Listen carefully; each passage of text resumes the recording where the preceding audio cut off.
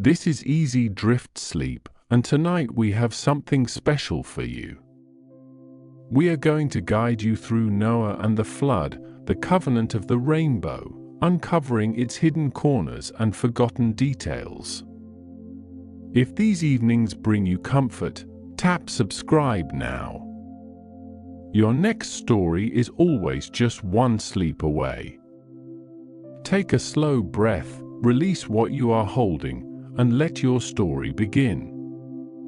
The last embers of the day were cooling into a soft, diffused glow over the distant hills, painting the sky in muted hues of lavender and dusty rose, as the evening breeze, still carrying the faint, earthy scent of damp soil and ancient cedars, began to whisper through the tall grasses, stirring them into a gentle, rhythmic sway that was the only sound for miles around, save for the distant, almost imperceptible murmur of a hidden stream finding its way over smooth stones.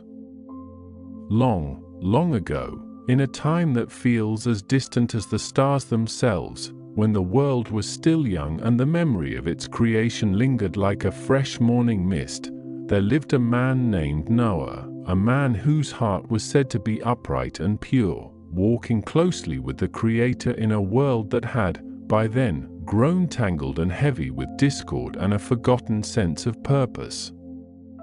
He was a descendant of Seth, the third son of Adam, tracing his lineage back through generations of shepherds and farmers, each living out their days under the vast, unchanging sky. Yet Noah's days were to be unlike any before or any since, marked by a singular, awe-inspiring task that would reshape the very face of the earth. He lived with his wife, whose name is not spoken in the ancient texts but whose presence must have been a quiet strength beside him, and their 3 sons, Shem, Ham, and Japheth, all grown men by the time the shadows of change began to lengthen across their lives, each with their own wives, forming a small, self-contained family unit in a world that teemed with others, yet seemed increasingly isolated in its goodness. Their home, likely a simple dwelling of sun-baked mud bricks and timber, nestled perhaps in a fertile valley, would have been filled with the everyday sounds of life, the soft clatter of earthenware pots, the low murmur of conversation, the rhythmic thud of grain being ground for bread, and the gentle bleating of their flocks, all woven into the quiet tapestry of their existence. The world around them, however, was not so peaceful. The ancient narratives speak of a time when the wickedness of humankind had grown great upon the earth, and every inclination of the thoughts of their hearts was only evil continually, a heavy, pervasive darkness that seemed to cling to the very air, stifling the light and joy that once danced freely across the land. It was a time when violence filled the earth, not just in isolated acts, but as a widespread, almost accepted way of life, a constant hum of discord beneath the surface of daily existence, making the Creator's heart grieve that he had made humankind on the earth. And so, one day, as the sun climbed high in the sky, casting sharp, clear shadows across the dusty ground, a profound and solemn message came to Noah, not in a thunderous voice from the heavens, but perhaps as a deep, resonant knowing within his spirit, a quiet certainty that settled upon him like the evening dew. The Creator, in his sorrow and his justice, had decided to bring an end to all flesh, for the earth was filled with violence because of them, and he would destroy them along with the earth itself. This was not a sudden, capricious decision, but a culmination of ages of observation, of patience stretched to its limits, of a deep, divine sorrow. But Noah, in his quiet faithfulness, had found favor in the eyes of the Creator, a glimmer of hope in the encroaching gloom, and so the instructions began to unfold, precise and detailed, like the intricate patterns of a master craftsman. Noah was to build an ark, not a boat for sailing the open seas as we might imagine today, but a massive, rectangular vessel, more like a colossal, floating chest, designed not for speed or maneuverability, but for stability and storage, a sanctuary against the coming deluge. The materials were specified: gopher wood, a type of timber that would have been readily available in that ancient landscape, perhaps a resinous cypress or cedar, known for its durability and resistance to decay, its scent, when freshly cut, filling the air with a sharp, clean aroma. The dimensions were staggering: 300 cubits long, 50 cubits wide, and 30 cubits high, a cubit being the length from the elbow to the tip of the middle finger, roughly 18 to 21 inches, meaning this vessel would have stretched over 450 feet in length, wider than a modern football field, and as tall as a 4-story building. Imagine the sheer scale of such an undertaking: the planning, the felling of countless trees, the shaping of massive timbers, the joining of planks with pegs and mortise and tenon joints, all without the aid of modern machinery, relying instead on the strength of human hands, the simple leverage of ropes and rollers, and the collective effort of a small family. The ark was to have 3 decks, one above the other, creating vast internal spaces, like the layers of a great house, each deck divided into many rooms or compartments, for the housing of all the living creatures, and for the storage of food for them and for Noah's family. These rooms would have been dark and cavernous, smelling of raw wood, sawdust, and the faint, sweet scent of sap, with the only light filtering in through a single window, a narrow opening, perhaps a cubit high, running along the top of the ark, just beneath the roofline, allowing in a sliver of daylight and fresh air, a precious connection to the world outside. And the ark was to be covered inside and out with pitch, a thick, tar-like substance, likely derived from natural bitumen or tree resin, heated and applied to seal every seam and crevice, making the vessel watertight, a dark, gleaming coat that would have smelled strongly of minerals and smoke, clinging to the air around the construction site, a constant reminder of the gravity of their task.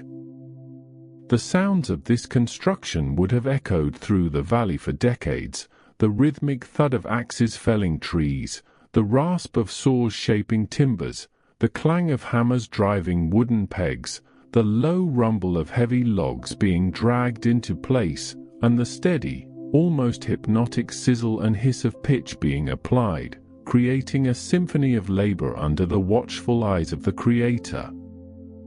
Noah, in his quiet obedience, did everything just as the Creator commanded him, a testament to his unwavering faith in a world that likely scoffed and mocked, unable to comprehend the scale of his endeavor or the nature of his warning. For decades, perhaps even a century, he and his sons, guided by his steady hand, labored on this colossal project, their lives entirely consumed by the building of this great vessel, a solitary act of faith against a backdrop of increasing indifference and disbelief. Imagine the questions, the curious stares, the derisive laughter from passers-by who saw only a man building an enormous, landlocked boat in the middle of dry ground, a monument to what they considered to be folly. As the ark neared completion, its immense form rising like a dark, silent mountain against the sky, the next set of instructions came, even more astonishing than the first. Noah was to bring into the ark 2 of every kind of living creature, male and female, to keep them alive with him, and of every clean animal, 7 pairs, and of birds of the air, 7 pairs, to keep their kind alive on the face of all the earth. This was not a task of hunting and capturing, but of gathering, for the ancient texts imply that the animals would come to Noah, drawn by an unseen hand, a profound testament to the Creator's power and his care for all his creation. Imagine the scene, as the days grew shorter and the air grew heavy with an unspoken anticipation, creatures of every size and shape, from the smallest beetle to the largest beast of the field, would have begun their slow, deliberate pilgrimage towards the ark, a silent procession converging on this single point of refuge. The ground would have trembled with the soft padding of countless paws and hooves, the air filled with the rustling of scales and feathers, the low murmur of calls and chirps, a symphony of the wild drawn together by an instinct deeper than fear, guided by an unseen force towards the safety of the ark. Noah and his family, standing at the wide, single door of the ark, would have watched in silent awe as this living tide flowed past them, 2 by 2, 7 by 7, each animal finding its appointed place within the vast, dimly lit chambers, a quiet miracle unfolding before their very eyes. The smells inside the ark would have been a complex tapestry of earthy aromas, the musk of fir, the dry scent of hay, the damp odor of fresh straw, the faint, sweet smell of fear, and the pervasive, underlying scent of wood and pitch, all mingling together in the confined space, a living, breathing ecosystem contained within the sturdy wooden walls. The sounds would have been equally diverse, the soft rustle of feathers, the gentle lowing of cattle, the quiet chittering of smaller creatures, the occasional snort or sigh, all settling into a rhythmic hum of life, a constant, gentle pulse within the heart of the ark. After all the animals were safely inside, and Noah and his family, his wife, his 3 sons, and their 3 wives, had entered, the Creator himself closed the door, a final, definitive act, sealing them within the ark, separating them from the world that was about to be cleansed. The heavy thud of the door closing would have echoed through the silent chambers, a sound of both finality and profound safety, marking the end of one era and the beginning of another. And then, 7 days later, as the world outside continued its oblivious course, the fountains of the great deep burst forth, and the windows of the heavens were opened. This was not just a gentle rain, but a cataclysmic event, a deluge of unimaginable scale, as if the very foundations of the earth were giving way, and the sky itself was tearing open.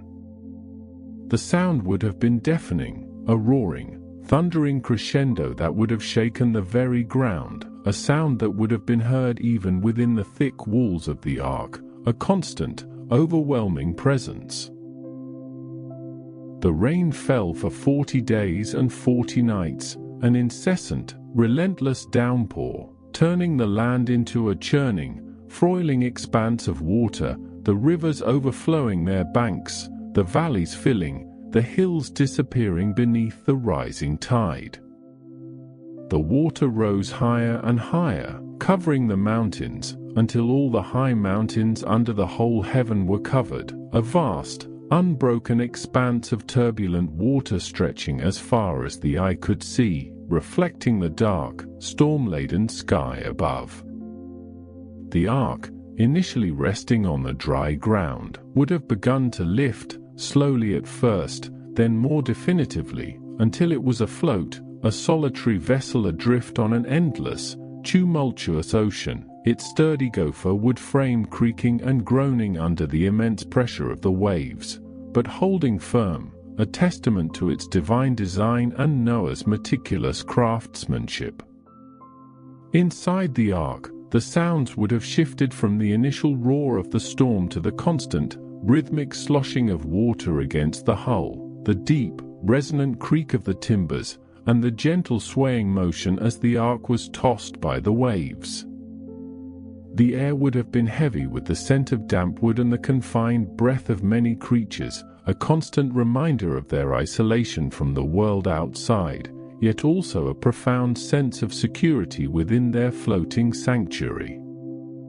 Noah and his family would have moved through the dimly lit passages, tending to the animals, feeding them, cleaning their stalls, their days marked by the quiet rhythm of care and maintenance, a shared purpose in the face of the unknown. For 150 days, the waters prevailed upon the earth, a vast, unbroken sheet of water covering everything, erasing the familiar landmarks, reshaping the very contours of the world. Imagine the profound sense of isolation, the endless expanse of grey water and grey sky, the feeling of being utterly alone in a world transformed, yet held safe within the sturdy walls of the ark, a tiny island of life amidst the vast, cleansing waters. The only light would have been the muted, diffused glow filtering through the narrow window at the top, casting long, shifting shadows across the internal spaces, creating an atmosphere of perpetual twilight within the ark. Then, slowly, imperceptibly at first, the waters began to recede, a gradual drawing back, as if the earth itself was exhaling a long, slow breath. The Creator remembered Noah and all the wild animals and all the livestock that were with him in the ark, and he sent a wind over the earth, and the waters subsided. The wind, perhaps a gentle, persistent breeze, would have stirred the surface of the vast ocean, creating ripples and small waves, aiding in the evaporation and the drawing back of the immense volume of water. The sound of the wind, a soft, mournful sigh, would have been a new sound after months of only water and ark sounds, a subtle hint of change. On the 17th day of the 7th month, after many long, uncertain weeks, the ark came to rest on the mountains of Ararat, a range of majestic peaks in what is now eastern Turkey, their summits often capped with snow even in summer. The grounding would have been a gentle bump, a subtle shift in the ark's rhythmic sway, a quiet cessation of the constant motion that had been their world for so long. Imagine the profound relief, the sudden stillness after months of constant movement, the feeling of solid ground beneath them, even if that ground was a distant, unseen mountain peak. The air inside would have felt different, perhaps a little lighter, a sense of anticipation beginning to stir among the family. But even then, the earth was not yet dry enough for them to leave. For many more days, the waters continued to recede, slowly revealing the peaks of the surrounding mountains, like islands emerging from a vast, receding sea. On the first day of the 10th month, the tops of the mountains became visible, a sight that would have brought a surge of hope and renewed patience to Noah and his family. The sight of land, even distant, barren peaks, would have been a profound comfort after so long surrounded by nothing but water. 40 days later, Noah opened the window of the ark that he had made, allowing a rush of fresh, clean air to enter the confined space, carrying with it the faint, earthy scent of damp rock and new growth, a scent that would have been intoxicating after so long. He sent out a raven, a strong, dark bird, known for its scavenging habits and its ability to fly long distances. The raven flew back and forth, ranging over the receding waters, perhaps finding small patches of exposed land or floating debris to rest upon, until the waters were dried up from the earth. The sight of the raven, a living creature from outside the ark, would have been a tangible link to the world that was slowly re-emerging. Then, Noah sent out a dove, a smaller, gentler bird, known for its preference for dry land and its homing instincts, to see if the waters had receded from the surface of the ground.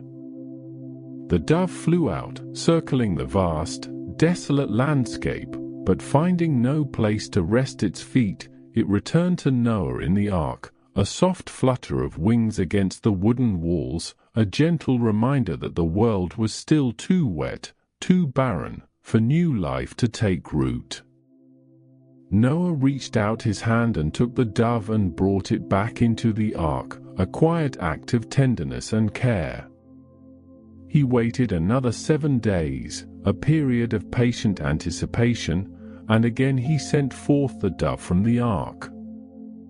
This time, as evening approached, the dove returned to him, and behold, in its beak was a freshly plucked olive leaf, a small, vibrant green offering against the muted colors of the ark. Imagine the profound significance of that tiny leaf, a symbol of life, of hope, of new beginnings, a tangible sign that the waters had indeed receded and that new vegetation was beginning to sprout from the cleansed earth. The scent of the olive leaf, fresh and slightly bitter, would have been a potent aroma of renewal, a promise of the world to come. Noah knew then that the waters had receded from the earth. He waited yet another 7 days, allowing the earth more time to dry, more time for the new life to take hold, and then he sent forth the dove, and this time it did not return to him, a quiet signal that it had found a place to make its home, that the world was ready to receive life once more. On the first day of the first month of Noah's 601st year, which would have been a new year by their calendar, a fresh start in every sense of the word, Noah removed the covering of the ark and looked out.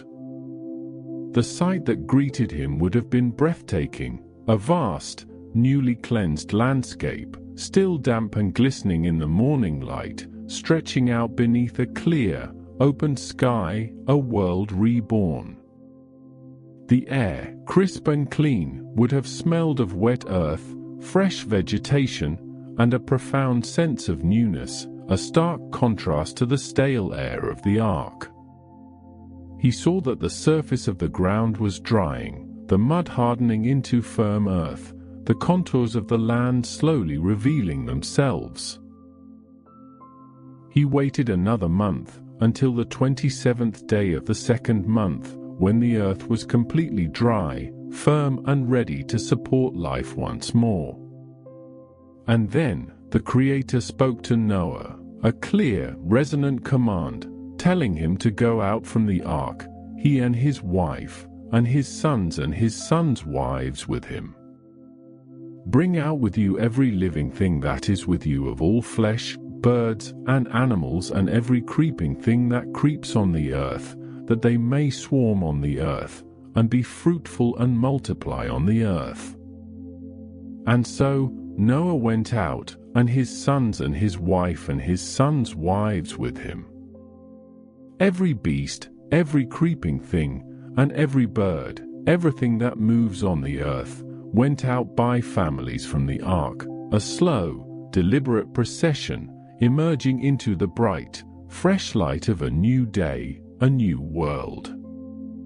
The sounds of their release would have been a joyous chorus, the chirping of birds, the lowing of cattle, the rustling of leaves as animals moved through the newly revealed landscape, a symphony of life returning to the earth.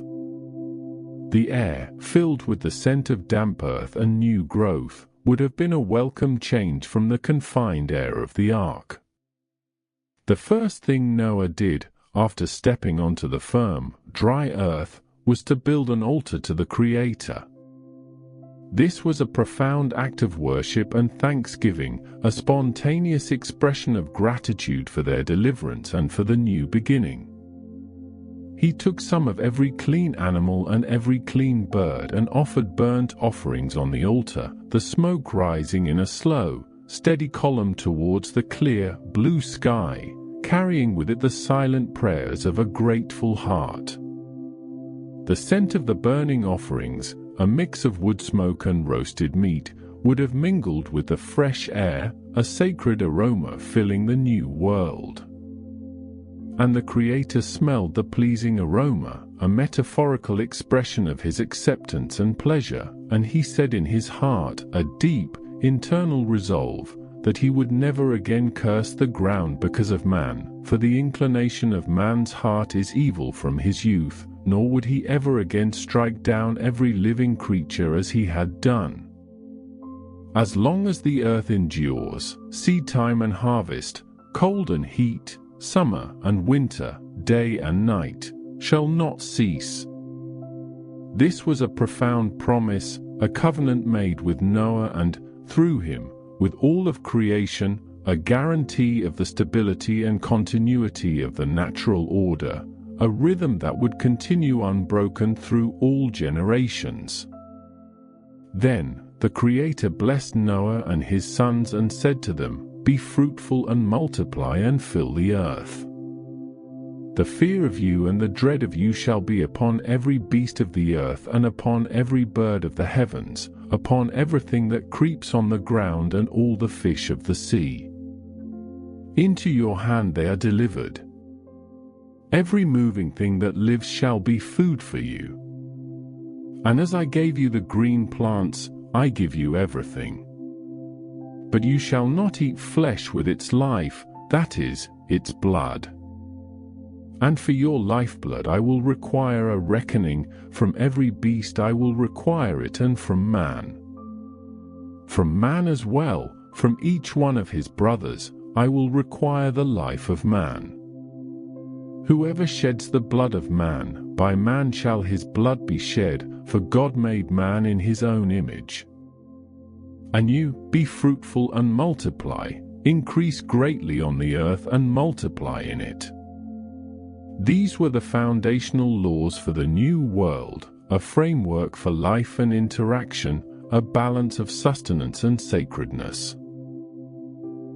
And the Creator spoke to Noah and to his sons with him, saying, "Behold, I establish my covenant with you and your offspring after you, and with every living creature that is with you, the birds, the livestock, and every beast of the earth with you, as many as came out of the ark. It is for all the living creatures on the earth. I establish my covenant with you, that never again shall all flesh be cut off by the waters of a flood, and never again shall there be a flood to destroy the earth." This was a solemn, eternal promise, a divine pledge of non-destruction by water, a reassurance for all future generations. And the Creator said, "This is the sign of the covenant that I make between me and you and every living creature that is with you. For all future generations, I have set my bow in the cloud, and it shall be a sign of the covenant between me and the earth. When I bring clouds over the earth and the bow is seen in the clouds, I will remember my covenant that is between me and you and every living creature of all flesh. And the waters shall never again become a flood to destroy all flesh. When the bow is in the clouds, I will see it and remember the everlasting covenant between God and every living creature of all flesh that is on the earth." Imagine the first time a rainbow appeared in the sky after the flood, a breathtaking arc of vibrant colors against the receding storm clouds, a silent, shimmering promise painted across the vast expanse of the heavens. The sight of it would have filled Noah and his family with a profound sense of peace and wonder, a visible assurance of the Creator's faithfulness, a beautiful, ephemeral bridge between the past and the future. The colors, each distinct yet blending seamlessly, would have seemed to glow with an inner light, a divine artistry made manifest in the sky, a silent, powerful reminder that even after the greatest storms, there is always a promise of light and renewal. The air would have been fresh and clean, carrying the scent of damp earth and the subtle, metallic tang of rain, as the light refracted through the lingering moisture in the atmosphere, creating this magnificent display. The gentle whisper of the wind would have been the only sound, as Noah and his family stood in quiet awe, gazing at the vibrant ark, a tangible sign of the Creator's enduring love and his unwavering commitment to his creation, a promise that would endure as long as the earth itself, a symbol of hope and peace for all who would ever look up at the sky after a storm, a quiet, colorful reassurance that the cycle of life would continue, unbroken, under the watchful eye of the Creator, as the sun began to warm the newly cleansed earth, and the sounds of the animals grazing peacefully in the distance began to fill the quiet air, a gentle symphony of life returning, slowly, steadily, to the world. The world, and as the days turned into weeks, and the weeks into months, the memory of the great waters, though still vivid in the hearts of Noah and his family, began to recede, much like the floodwaters themselves had receded from the land, leaving behind a world that felt both ancient and brand new, a canvas freshly washed and awaiting the brushstrokes of new life. The air itself, once heavy with the dampness of the deluge, now carried the lighter, fresher sense of damp earth and burgeoning green, a subtle perfume that hinted at renewal, at the slow, patient unfolding of nature's grand design. Noah, a man now aged by the passage of time and the weight of extraordinary experience, would often stand at the entrance of the ark, his gaze sweeping across the vast expanse of the world, a world that was slowly, almost imperceptibly, beginning to show its true colors once more.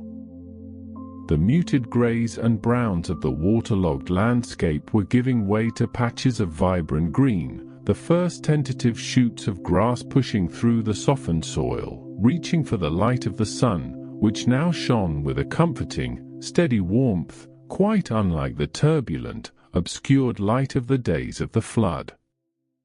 He would watch the animals, too, as they ventured further from the ark, their initial trepidation giving way to an instinctual curiosity about their new surroundings, their hooves and paws treading softly on the still yielding ground. The sheep, with their soft, woolly coats, would graze on the tender blades of grass, their gentle bleating a soft counterpoint to the chirping of the birds that had begun to return, flitting between the still sparse branches of the trees that had survived the inundation, their songs a delicate, hopeful melody in the quiet air.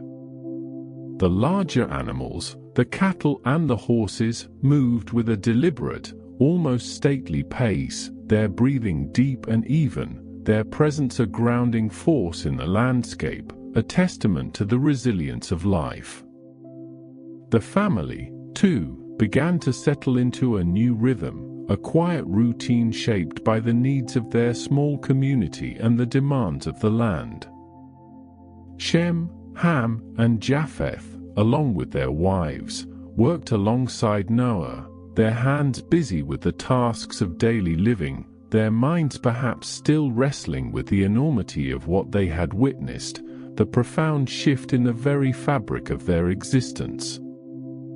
They would gather the scattered remnants of wood, perhaps from trees uprooted by the flood but now dried by the sun, to build small shelters, simple structures that offered protection from the elements, a more permanent dwelling than the ark itself, which now stood as a silent, majestic monument to their survival, its dark timbers weathering under the sun and wind.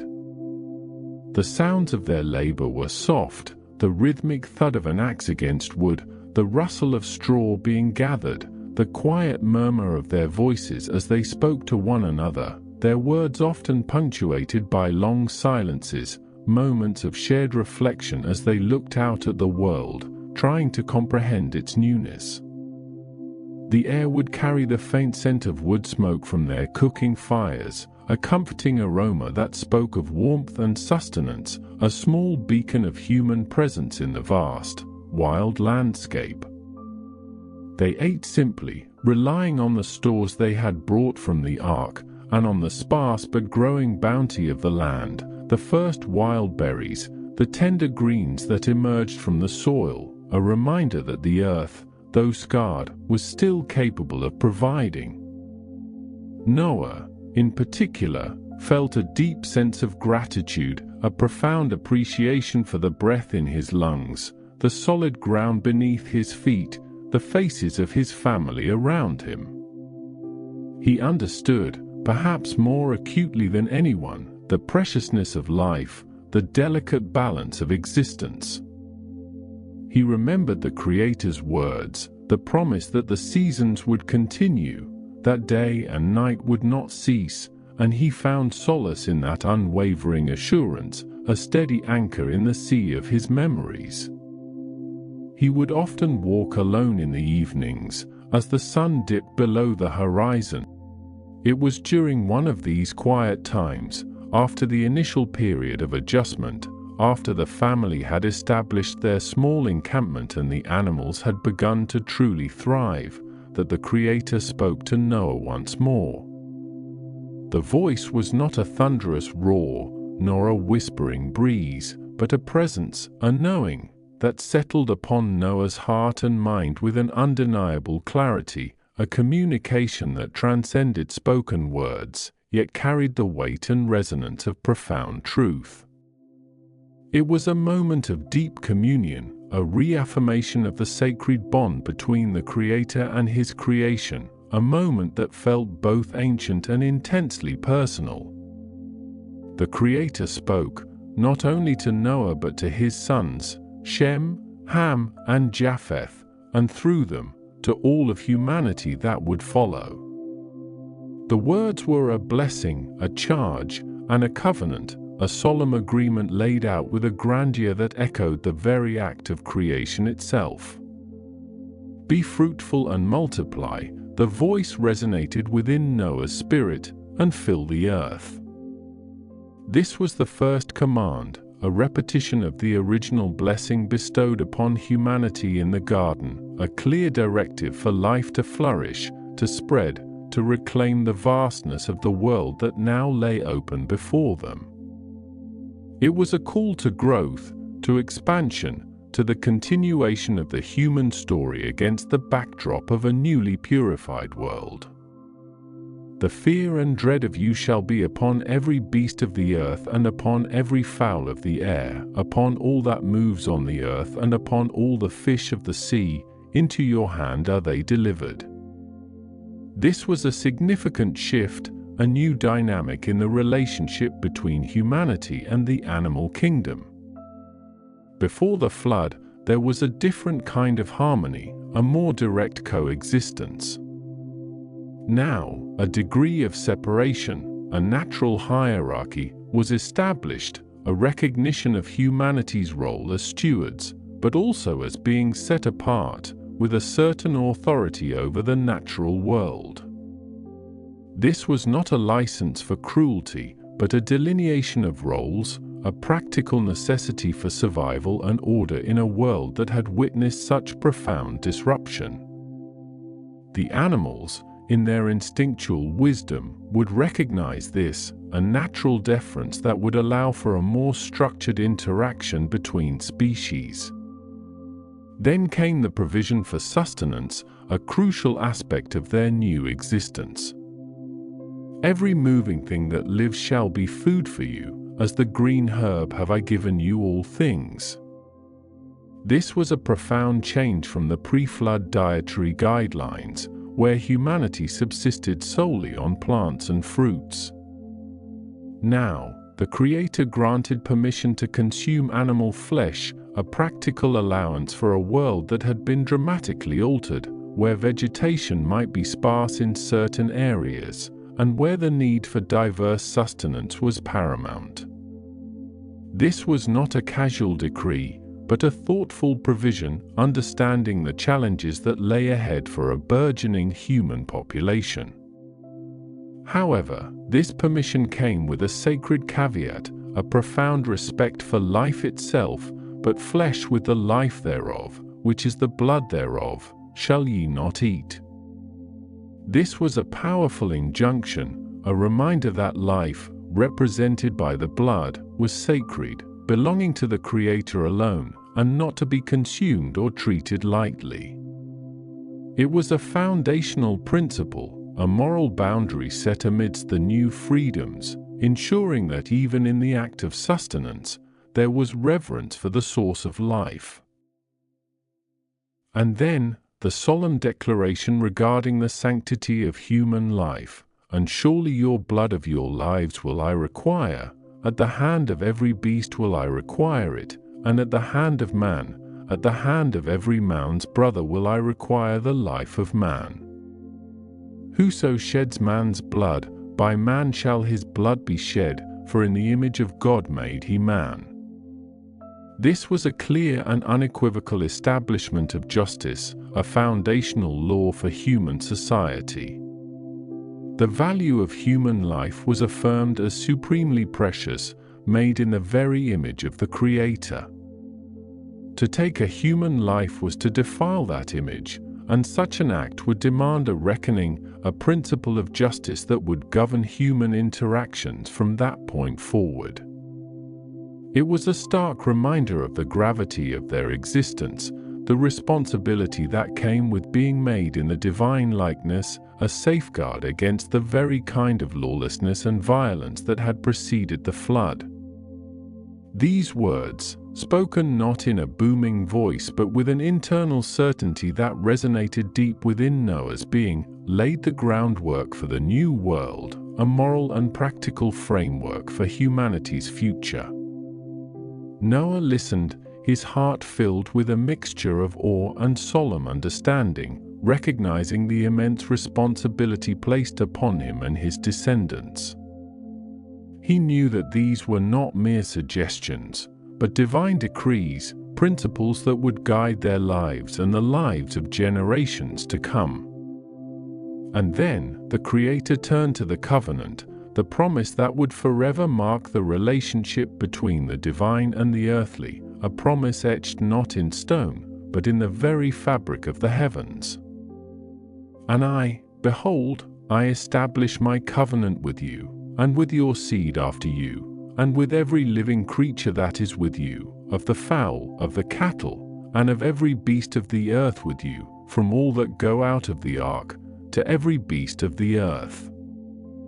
This covenant was expansive, encompassing not just humanity, but all living creatures that had emerged from the ark, a testament to the Creator's care for the entirety of His creation. It was a promise of continuity, of stability, of a fundamental order that would prevail. I will establish my covenant with you, and neither shall all flesh be cut off any more by the waters of a flood, neither shall there any more be a flood to destroy the earth. These words were a balm to Noah's soul, a profound comfort after the terror and devastation of the past year. The fear of another global deluge, a fear that must have lingered deep within their collective consciousness, was now lifted, replaced by an assurance of safety, a guarantee that the earth would never again be utterly consumed by water. This was not just a promise of mercy, but a declaration of a new, enduring relationship, a commitment from the Creator to uphold the natural order. And then, the sign, the visible token of this everlasting covenant, a symbol that would appear in the sky, a reminder for all generations. This is the token of the covenant which I make between me and you and every living creature that is with you. For perpetual generations, I do set my bow in the cloud, and it shall be for a token of a covenant between me and the earth. Imagine the scene. Perhaps the sun had just broken through a lingering patch of clouds, or a gentle rain shower was passing, leaving the air fresh and clean, glistening with moisture. As the Creator's word settled upon Noah, a magnificent arch of color would have slowly, majestically, appeared in the sky.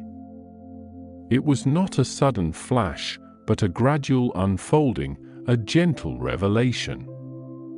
The colors, vibrant and pure, would stretch across the heavens, a breathtaking spectrum of red, orange, yellow, green, blue, indigo, and violet, each hue blending seamlessly into the next, forming a perfect arc against the backdrop of the receding storm clouds.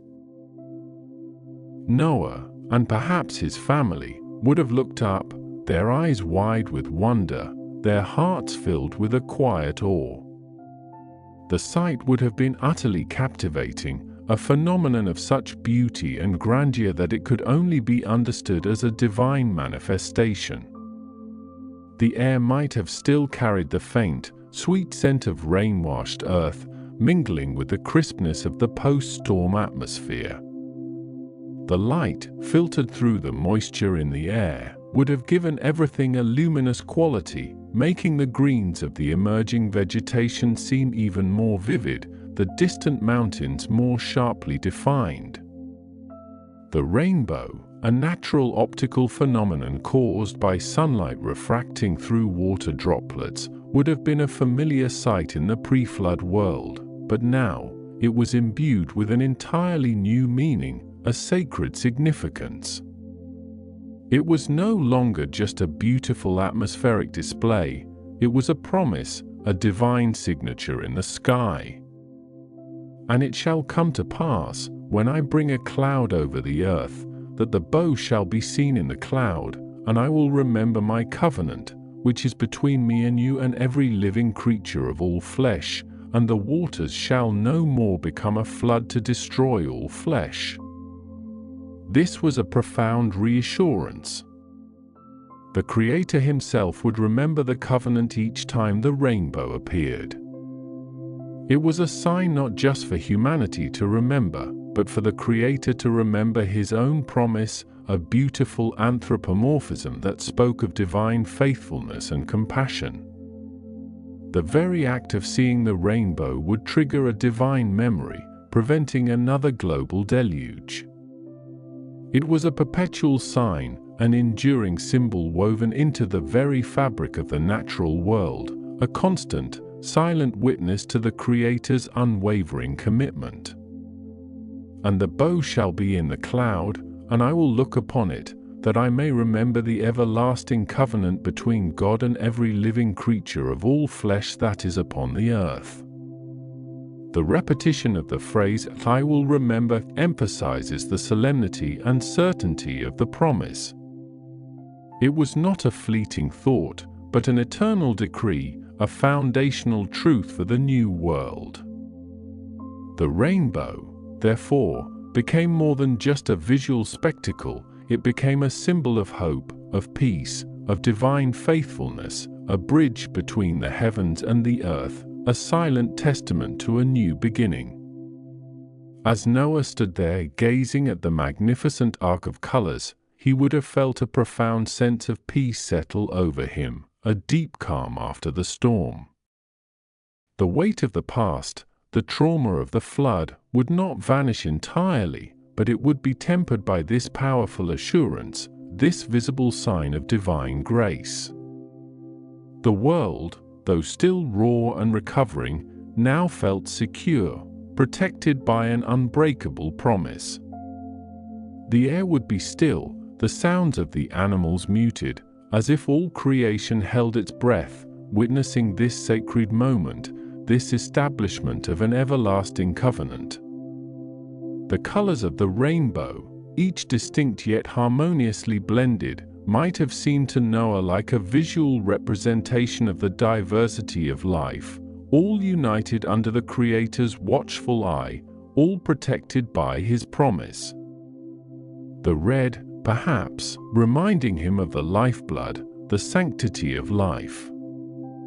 The green of the renewed earth, the burgeoning vegetation. The blue of the sky and the waters, now held in check.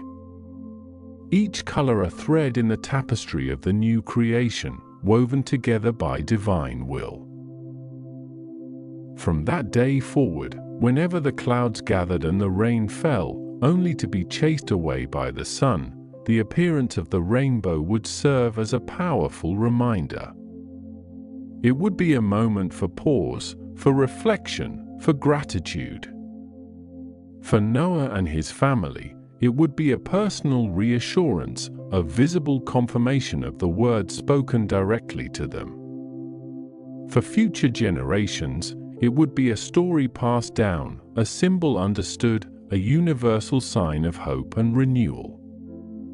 The very act of seeing it would connect them to that foundational moment, to the patriarch Noah, and to the Creator's enduring love for his creation.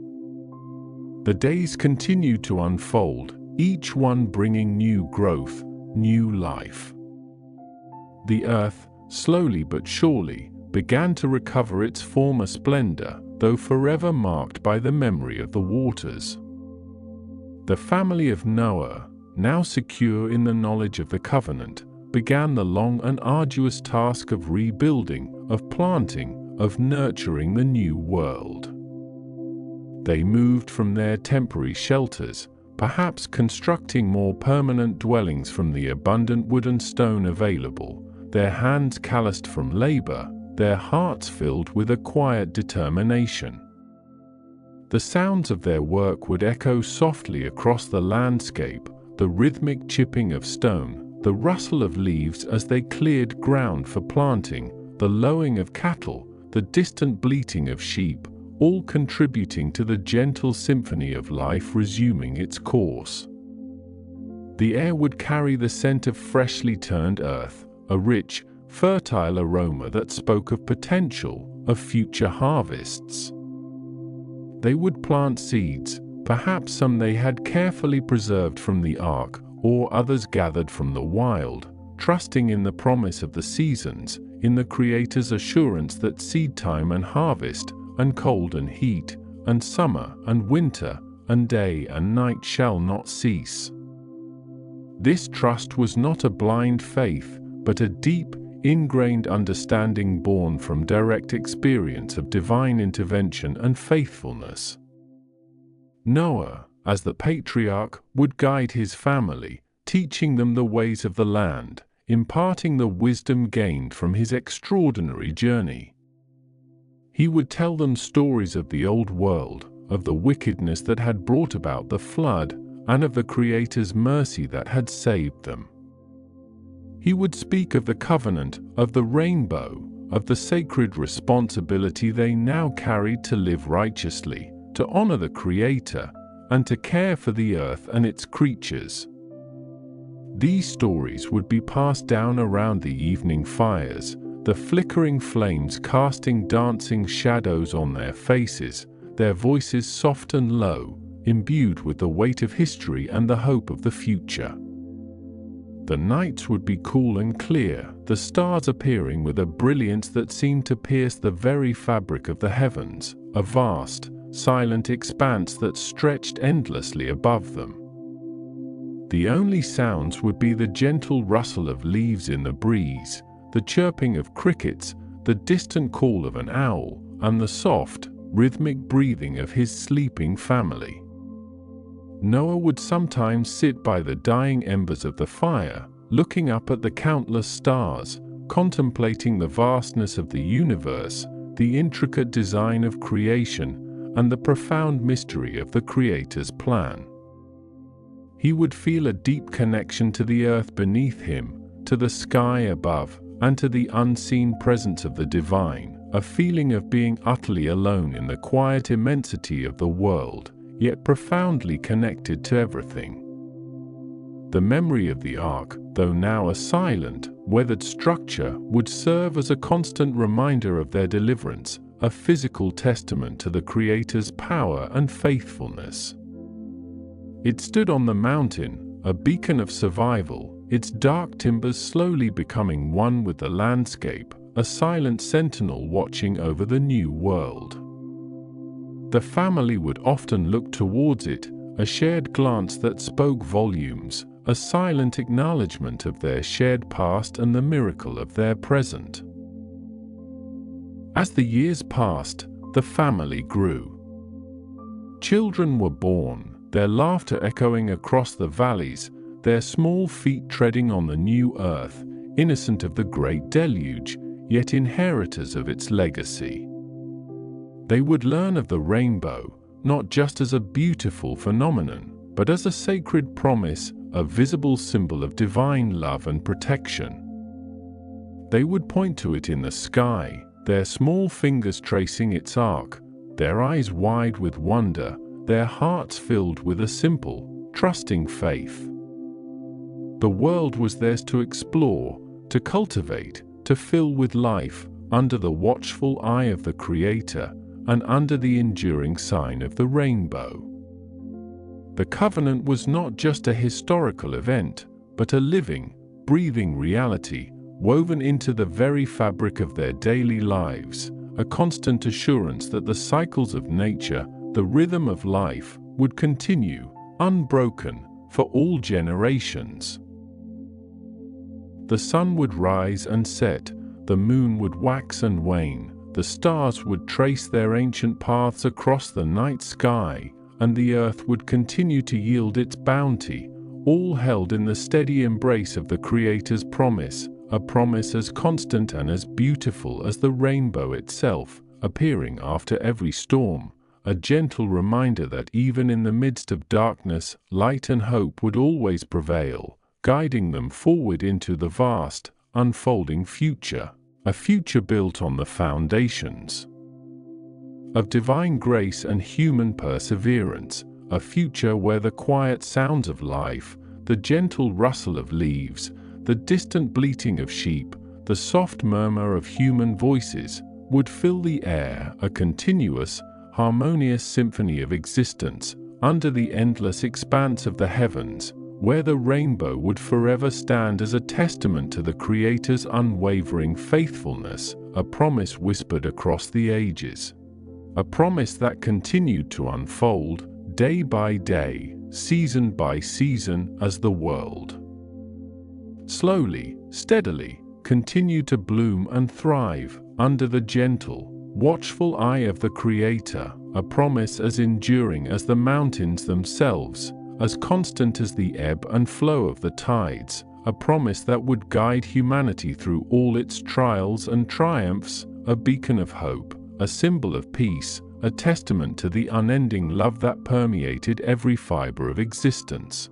A love that continued to manifest itself in the smallest details of nature, in the delicate unfurling of a new leaf, in the gentle warmth of the sun on one's skin, in the soft touch of a loved one's hand, in the quiet rhythm of breathing, in the very essence of being, a love that sustained and nurtured, a love that promised continuity and renewal, a love that was as boundless as the sky and as deep as the oceans, a love that would never falter, never fade, a love that was the very heartbeat of the universe itself, a love that was woven into the fabric of time and space, a love that would continue to guide and protect, a love that was the ultimate source of all creation, a love that echoed in the very silence of the night, in the gentle whisper of the wind through the trees, in the soft patter of rain on the roof, a love that was always present, always encompassing, always there, a love that offered solace and comfort, a love that was the very essence of peace, a love that invited one to simply rest, to let go, to drift into a deep and peaceful slumber, knowing that all was well, that all was held in the embrace of this eternal, unwavering love, a love that was as vast as the cosmos and as intimate as a single breath, a love that promised gentle rest and peaceful dreams, a love that would continue to watch over, to protect, to nurture, through the quiet hours of the night, and into the dawn of a new day, a day filled with the promise of renewal, of growth, of continued existence, under the ever-present, ever-watchful eye of the Creator, a gentle, loving gaze that encompassed all, that held all in its tender embrace, a gaze that brought comfort and peace, a gaze that invited one to simply be, to simply rest, to simply drift, and as Noah, his sons Shem, Ham, and Japheth, and their wives, along with all the creatures, stepped out onto the newly dried, sun-warmed earth, a profound quiet settled over the world, a stillness that was deeper than any they had known before, a silence that absorbed the distant murmurs of the receding waters and the rustling of the newly sprouted grasses, a quiet that seemed to hum with the very breath of creation, a fresh, clean scent rising from the damp soil, mingling with the earthy fragrance of the gopher wood ark, which now stood like a weathered monument on the slopes of the mountains of Ararat. The air, though still cool with the memory of the recent deluge, carried a gentle warmth from the sun, which had begun its slow, deliberate descent towards the western horizon, painting the vast, open sky in hues of soft gold and pale rose, a comforting palette after the long, grey monotony of the storm. They stood there, perhaps for a long while, simply breathing in the new air, feeling the solid ground beneath their feet, their eyes adjusting to the boundless expanse of the world, so different from the confined space of the ark, so different from the endless, turbulent waters that had been their horizon for so many months. The ground, still soft in places, yielded slightly under their sandals, a sensation of yielding earth, of life returning, a subtle vibration of new beginnings. The distant peaks of Ararat, now stripped bare of their snows by the warmer climate that would follow the flood, stood sentinel, their rocky faces reflecting the soft evening light, casting long, peaceful shadows across the land. Noah, his face etched with the weariness of a long journey and the profound weight of responsibility, yet softened by an undeniable sense of relief, looked out at the world, his gaze sweeping across the vast, empty landscape, a landscape that was both familiar and utterly transformed. The familiar contours of the land, the gentle slopes and distant valleys, were there, but the vibrant, lush forests and burgeoning civilizations that had once dotted the pre-flood world were gone, replaced by a pristine, almost stark beauty, a canvas awaiting new life. He could almost hear the quiet whisper of the wind through the newly emerging vegetation, a soft, sighing sound that carried the promise of growth and renewal. The animals, too, seemed to sense this profound shift, moving with a tentative grace, their hooves and paws treading lightly on the damp earth, their calls and chirps softer, more exploratory, as if they too were relearning the language of the world. The first thing Noah did, after they had all disembarked and taken in the immense, silent panorama, was to build an altar. This was not a grand, imposing structure, but a simple, heartfelt offering, constructed from the stones they found scattered on the mountainside, stones that had been smoothed and cleansed by the ceaseless flow of the floodwaters, now gleaming faintly in the fading light. He carefully arranged them, one upon another, forming a low, flat surface, a place of communion, a focal point for gratitude and devotion. The air around them was still, save for the gentle rustle of the wind and the distant bleating of a lamb, chosen from the clean animals that had been preserved.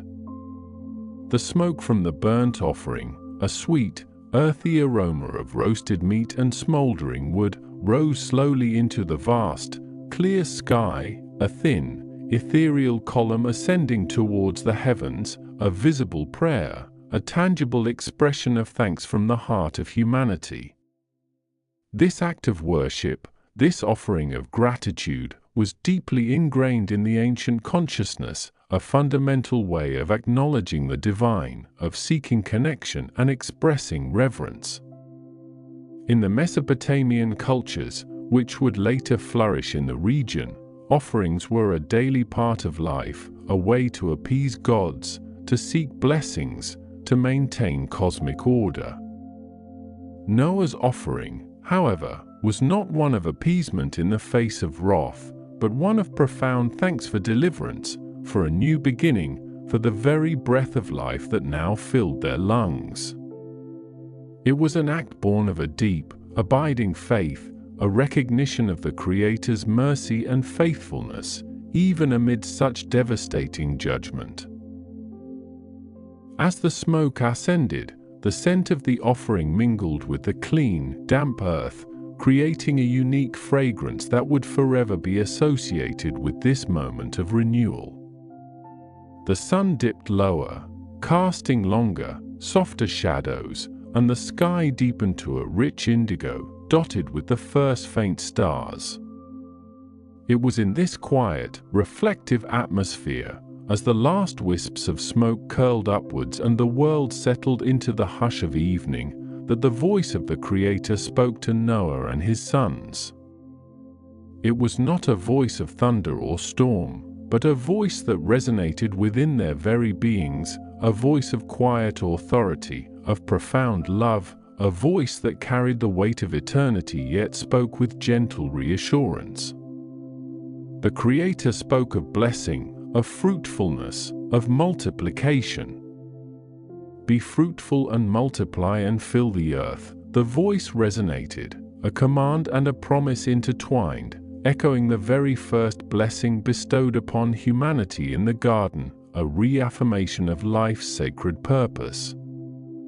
This was a direct instruction, a divine imperative for the continuation of life, for the repopulation of a world made new.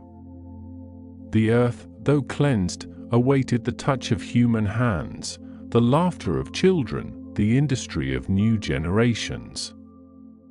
The animals, too, were included in this blessing, their instincts to reproduce now reawakened, their numbers destined to swell and fill the vast, empty spaces of the world. Then came the profound declaration concerning humanity's relationship with the animal kingdom.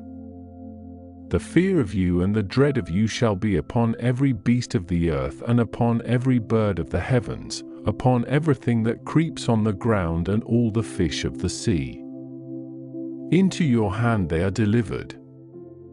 This was a significant shift from the pre-flood world, where humanity and animals had coexisted in a different, perhaps more harmonious, state. Now, a natural hierarchy was established, a recognition of human dominion, but also a responsibility.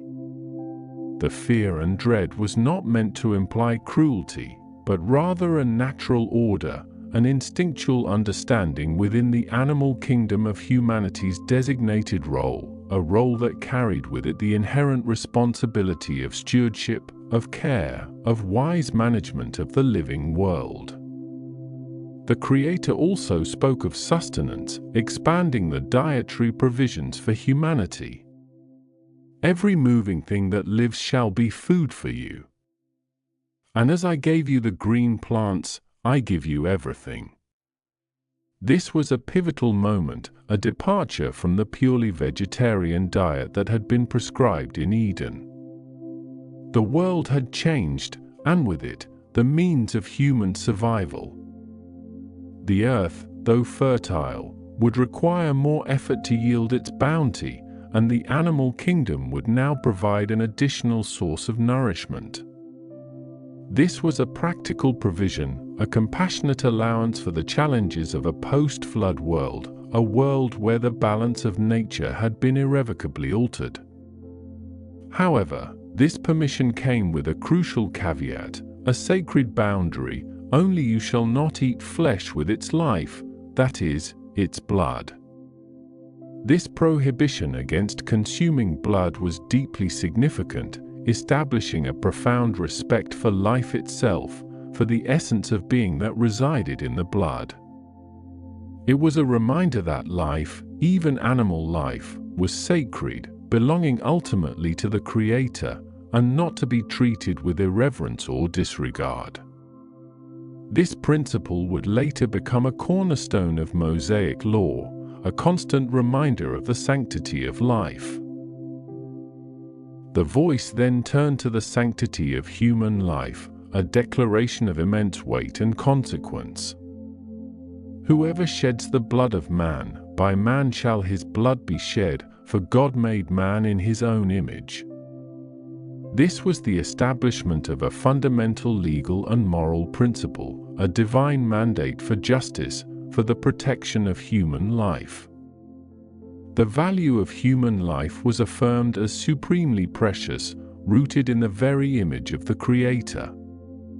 To take a human life was to defile that image, to strike at the very heart of creation, and therefore demanded a severe reckoning. This was not merely about retribution, but about upholding the sacredness of human existence, about ensuring that the new world would not descend into the violence and corruption that had characterized the old. It was a foundation for law, for order, for the preservation of human society, a solemn promise that justice would prevail.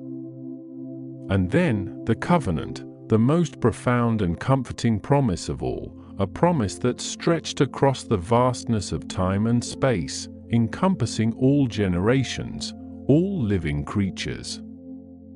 Behold, I establish my covenant with you and your offspring after you, and with every living creature that is with you, the birds, the livestock, and every beast of the earth with you, as many as came out of the ark. It is for every beast of the earth. The word covenant itself carried immense weight in the ancient Near East, signifying a solemn, binding agreement, often sealed with a sacrifice or a visible sign. This was not a covenant between equals, but a gracious, unconditional promise from the Almighty to His creation. It was a promise of stability, of continuity, of an enduring relationship. The essence of the covenant was this: I establish my covenant with you, that never again shall all flesh be cut off by the waters of the flood, and never again shall there be a flood to destroy the earth. These words, spoken with unwavering certainty, must have brought an immense wave of relief, a profound sense of peace to Noah and his family. The terror of the endless waters, the crushing weight of the deluge, the fear of utter annihilation, these memories would forever be etched in their minds. But now, this divine promise offered solace, a guarantee that such a cataclysm would never again be visited upon the earth. It was a promise of hope, a foundation upon which to rebuild, to sow, to plan for the future without the looming dread of another global destruction by water. And then, the sign, the beautiful, ethereal, and universally recognizable symbol of this eternal promise. This is the sign of the covenant that I make between me and you and every living creature that is with you. For all successive generations, I have set my bow in the cloud, and it shall be a sign of the covenant between me and the earth. The bow in the cloud, the rainbow, was chosen as the visible, tangible reminder of this sacred pledge. Imagine the scene, the last remnants of rain clouds, perhaps still lingering in the distant sky after the long deluge, catching the rays of the setting sun, and then, slowly, miraculously, the arc of vibrant colors emerging, spanning the heavens, a breathtaking bridge of light. The rainbow, in many ancient cultures, held symbolic significance, often associated with deities, with bridges between worlds, or with divine power. In Mesopotamian mythology, the rainbow could sometimes be seen as a weapon of the gods. But here, in this covenant, its meaning was transformed, imbued with a new, profound significance. It was not a weapon, but a promise. It was not a sign of impending judgment, but a beacon of enduring mercy. It was a visual reminder, not just for humanity, but for the Creator Himself, as the voice continued, "When I bring clouds over the earth and the bow is seen in the clouds, I will remember my covenant that is between me and you and every living creature of all flesh. And the waters shall never again become a flood to destroy all flesh." This idea of the Creator remembering is not to suggest forgetfulness, but rather an active, intentional turning of attention, a reaffirmation of the divine commitment.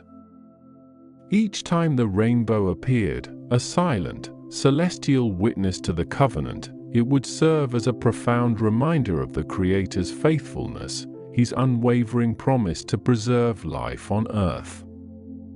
It was a comfort, a reassurance, a gentle embrace from the heavens. The sight of the rainbow, after so much darkness and despair, must have been overwhelmingly beautiful, a balm for their weary souls. The colors, vibrant and distinct, red, orange, yellow, green, blue, indigo, violet, each hue bleeding softly into the next, forming a perfect arc against the vast, pale canvas of the sky, a silent symphony of light.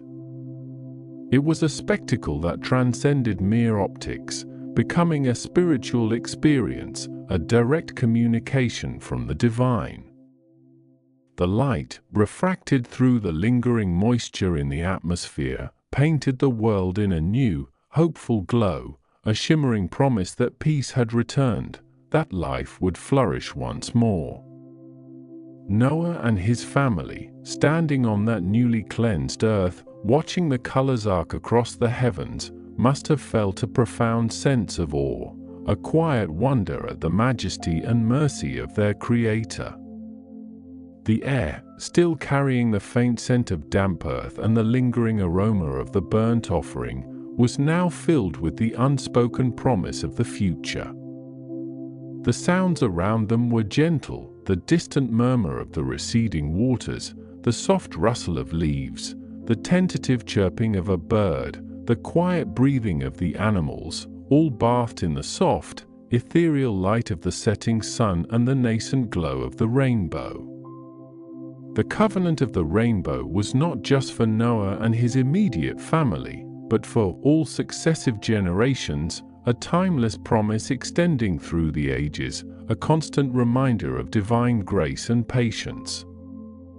It was a foundation for all future covenants, a testament to the Creator's enduring love for His creation, His commitment to sustain life, even in the face of human fallibility. The world had been purged, cleansed, and now it was being given a new chance, under the watchful, benevolent eye of the Creator, marked by this most beautiful and enduring sign. As the days turned into weeks, and weeks into months, Noah and his family began the immense task of rebuilding. The ark, now a silent, empty shell, stood as a stark reminder of their past, a weathered monument to survival, while the new world beckoned with its boundless possibilities. They began to cultivate the land, to plant seeds, to tend to the animals, to establish a new rhythm of life. The earth, though initially barren in places, began to respond to their efforts, yielding new growth, pushing forth tender green shoots from the rich, dark soil. The sun warmed the ground, and the gentle rains, when they came, were no longer a source of terror, but a welcome blessing, nourishing the nascent life, and sometimes, after a shower, the rainbow would appear, a silent, shimmering reaffirmation of the promise, a gentle reminder that the Creator remembered, that the world was safe, that life would continue to unfold in its beautiful, intricate dance, under the vast, open sky, a sky that held the promise of every dawn, every sunset, every gentle cloud, every soft breeze, every whisper of the wind through the newly growing trees, a quiet, steady rhythm of life, a soft, comforting hum that invited one to simply be, to simply rest, to simply drift. To simply drift into the tranquil depths of a profound and restorative sleep. Noah, with his weathered hands, still felt the rough, splintered grain of the gopher wood beneath his fingertips, even as he stood on the firm, newly dried earth, the scent of damp soil and fresh vegetation filling his lungs with each slow, deliberate breath. The air, though no longer heavy with the oppressive moisture of the deluge, still carried a cool, cleansing quality, a subtle reminder of the waters that had receded, leaving behind a world reborn.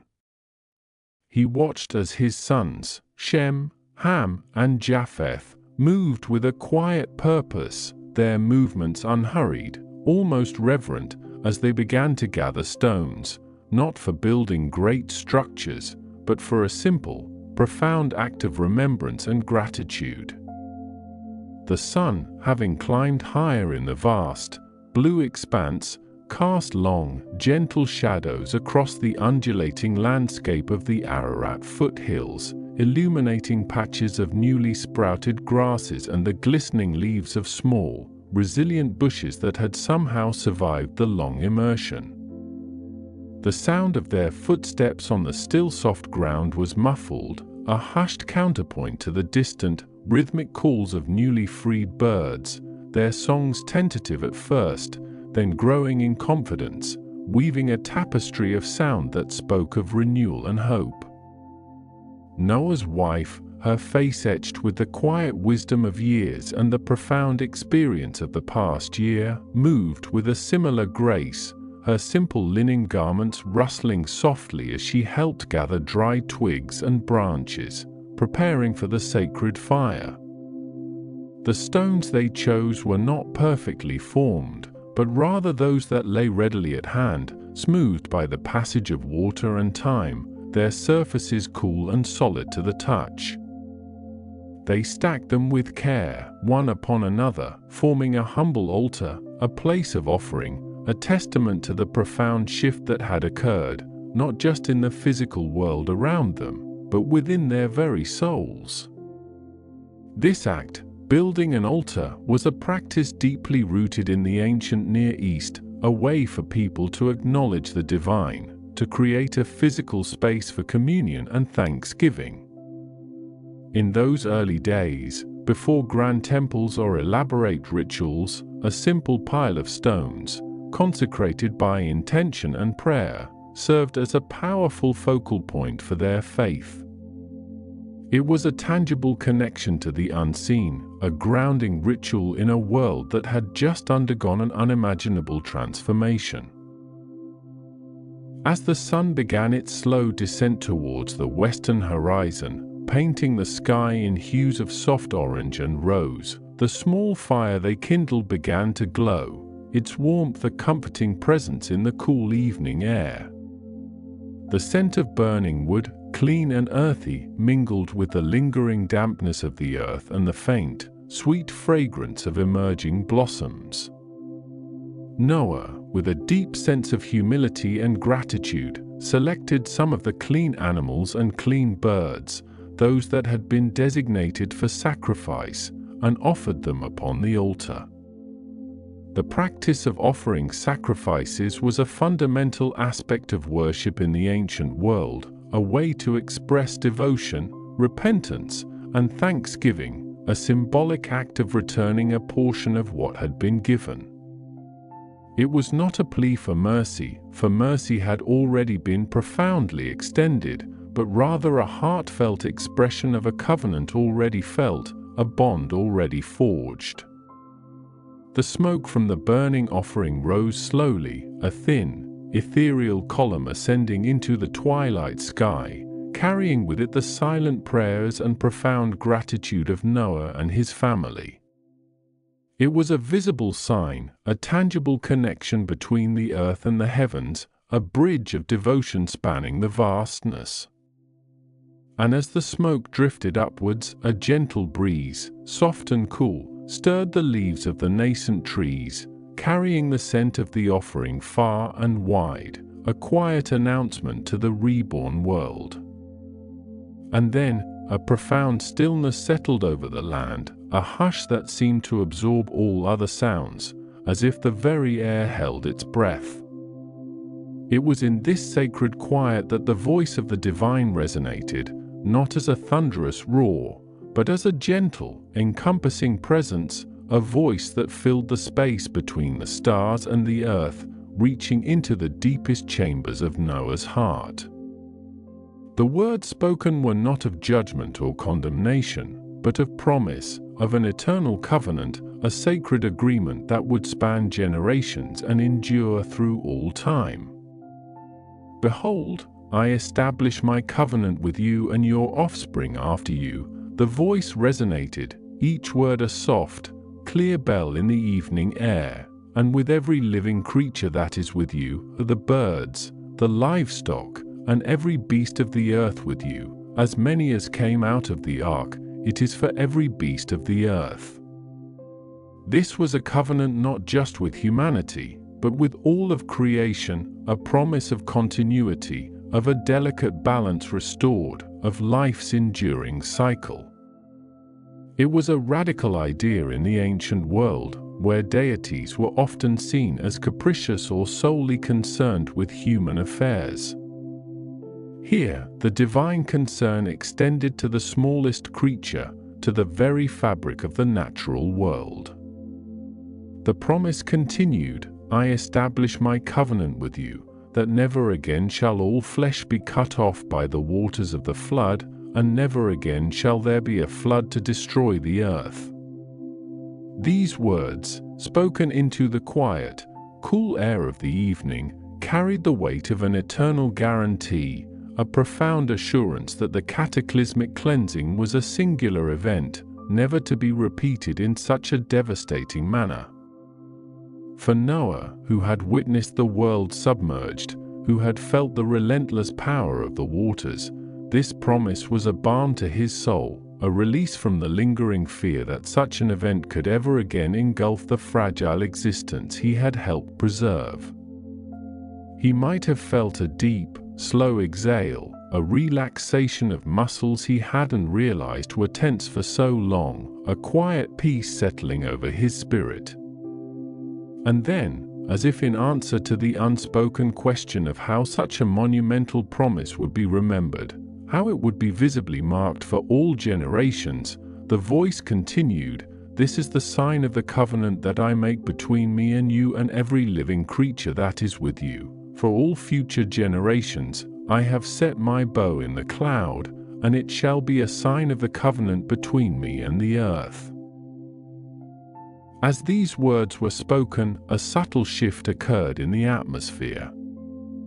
The last vestiges of the setting sun had faded, and the sky had deepened into a rich, velvety indigo. Yet, as if on cue, a faint, almost imperceptible shimmer began to manifest in the eastern sky, where the last remnants of a rain shower might have lingered, or perhaps, where the very air was being woven into something new and miraculous. It was not a sudden, dramatic burst of color, but a gradual unfolding, a gentle revelation. A faint arc of light, almost translucent at first, began to emerge from the soft, ethereal wisps of cloud that still clung to the distant mountain peaks. It was like a whisper of color, a delicate suggestion of what was to come. And then, slowly, deliberately, as if painted by an unseen hand, the colors began to deepen, to intensify, stretching across the vast expanse of the heavens. Red, warm and vibrant, like the heart of a dying ember, bled into orange, then into a soft, glowing yellow, reminiscent of the first rays of dawn. Green, deep and verdant, like the new growth on the earth, flowed into blue, the tranquil color of the deepest oceans, and finally, into a delicate violet, fading into the darkening sky. This was not just a natural phenomenon, though it was born from the interplay of light and moisture. This was a sign, a visible testament to an invisible promise, a bridge of light connecting the heavens and the earth. For Noah and his family, who had lived through 1 year of unrelenting gray skies and torrential downpour, the sight of such vibrant, hopeful colors arcing across the sky must have been breathtaking, a profound emotional release. It was a visual language of reassurance, a spectrum of peace. The rainbow, in its quiet majesty, became the enduring symbol, a constant reminder woven into the very fabric of the natural world. When I bring clouds over the earth and the bow is seen in the clouds, the voice continued, soft and steady, I will remember my covenant that is between me and you and every living creature of all flesh. and the waters shall never again become a flood to destroy all flesh. The emphasis was on remembrance, not just for humanity, but for the divine itself, a sacred act of recalling a solemn pledge. It was a promise that transcended human memory, etched into the very atmosphere. When the bow is in the clouds, I will see it and remember the everlasting covenant between God and every living creature of all flesh that is on the earth. The repetition of the promise, the reiteration of the sign, served to embed it deeply, not just in the minds of Noah and his family, but in the very consciousness of the world. Each time the delicate arch of colors appeared after a rain, it would be a silent, powerful sermon, a visual benediction, a reminder of the enduring promise of life.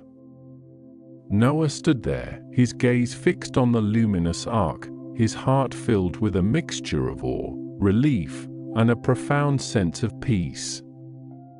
The air grew cooler as night truly descended, and the stars, one by one, began to prick through the deepening blue, their ancient light mingling with the fading hues of the rainbow. The sounds of the night began to emerge, the rustle of leaves, the distant call of a nocturnal bird, the gentle chirping of crickets, a symphony of life reawakened, a lullaby for a world reborn.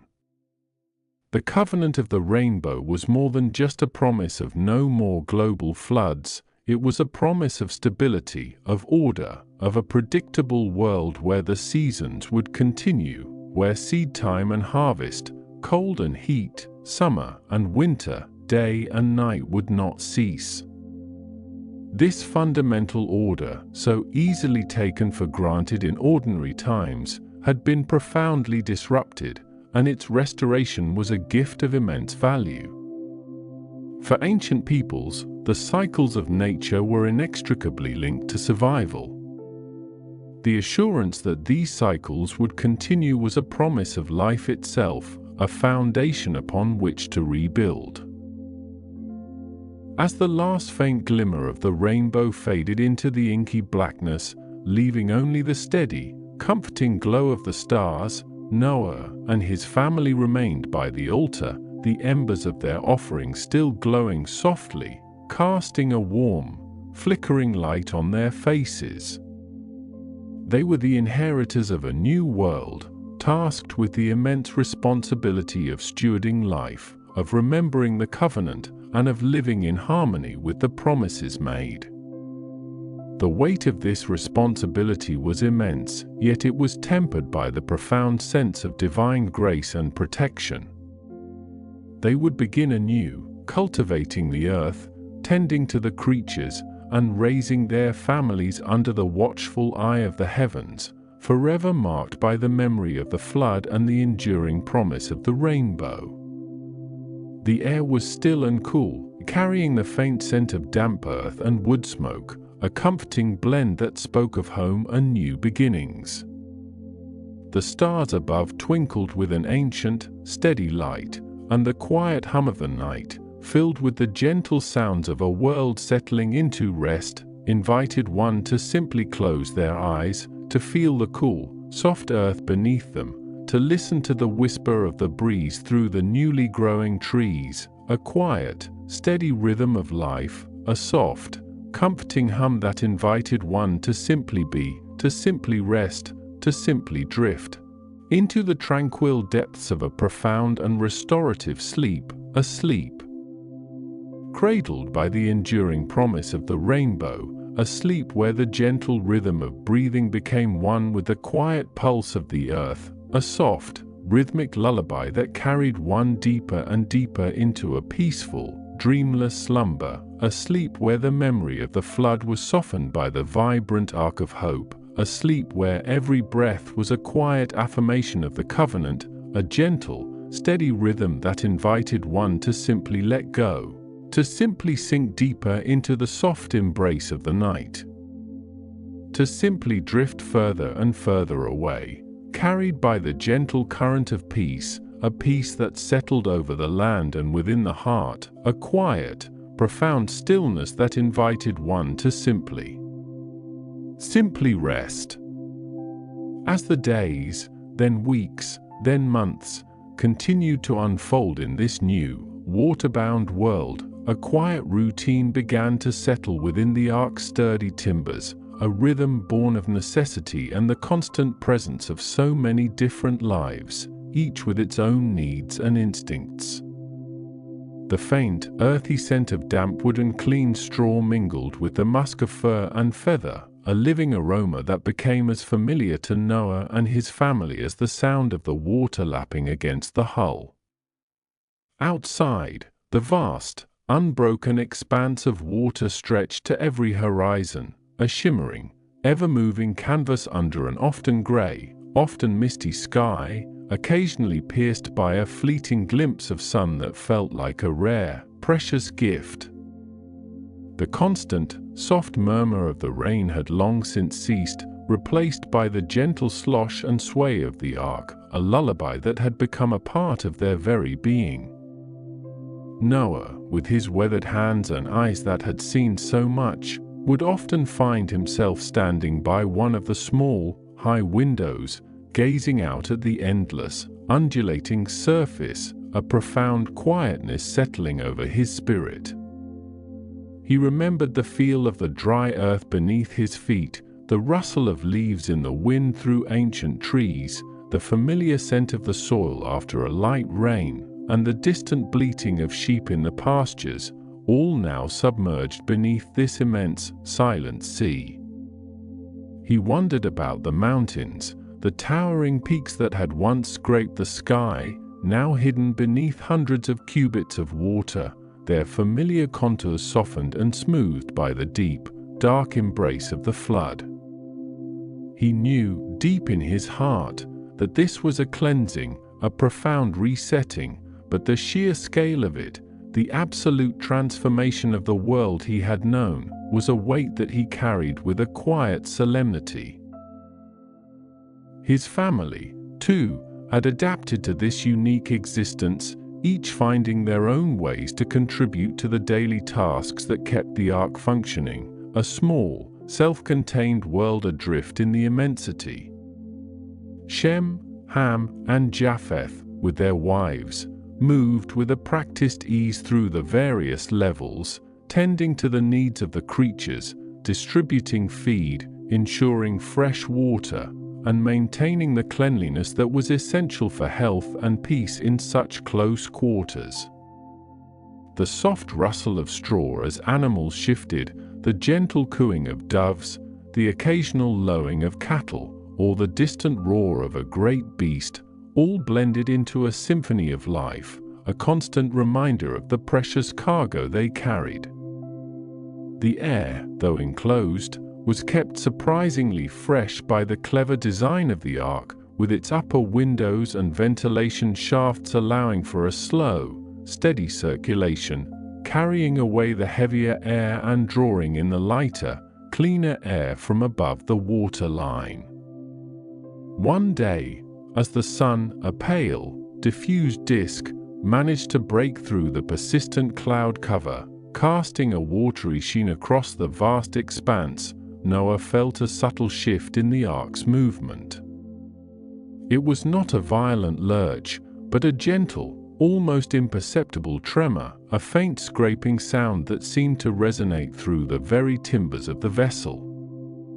He stood still, his senses heightened, listening intently, and then it came again, a soft, grinding sensation beneath them.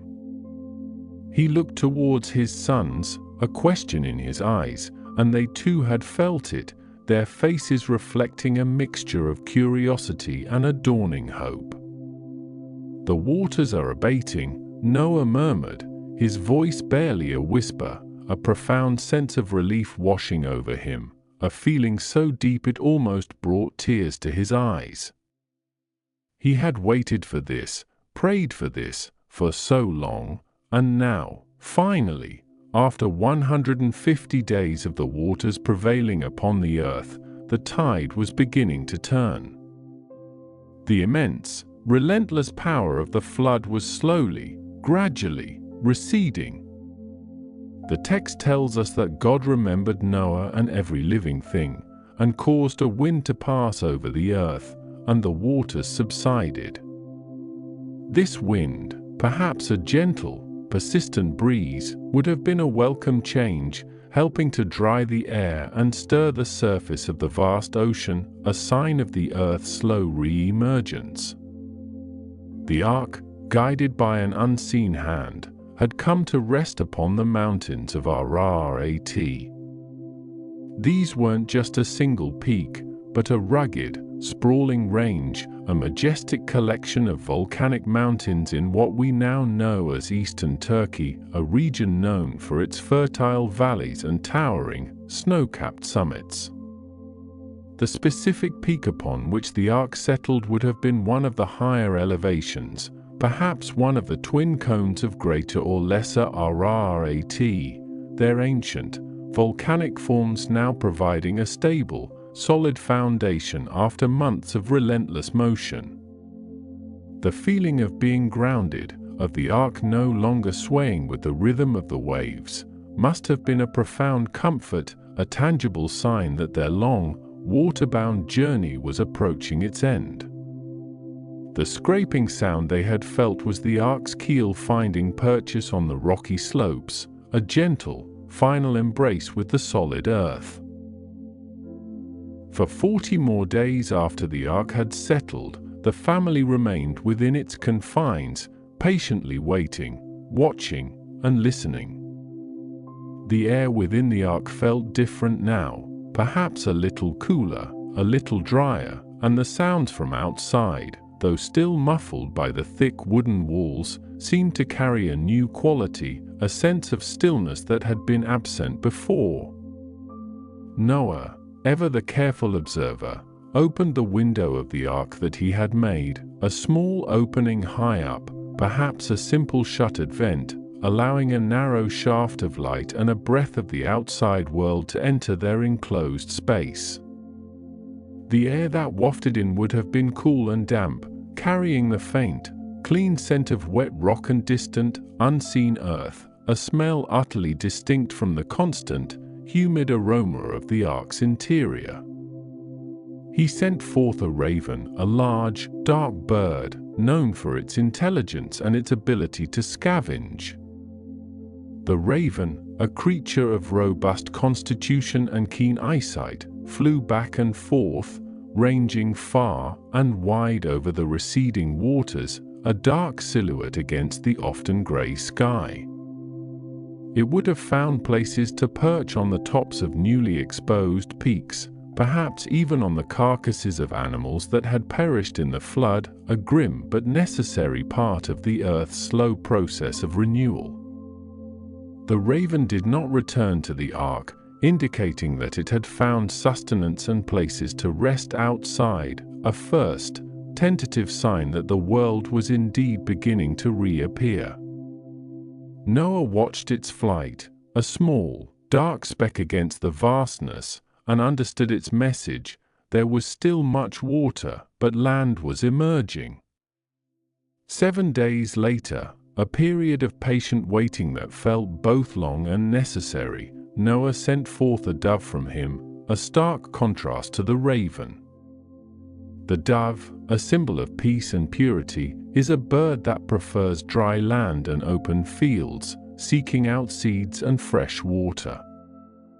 It flew out, a small, white flutter against the immense blue and grey, circling, searching, its gentle cooing calls perhaps lost in the vast silence.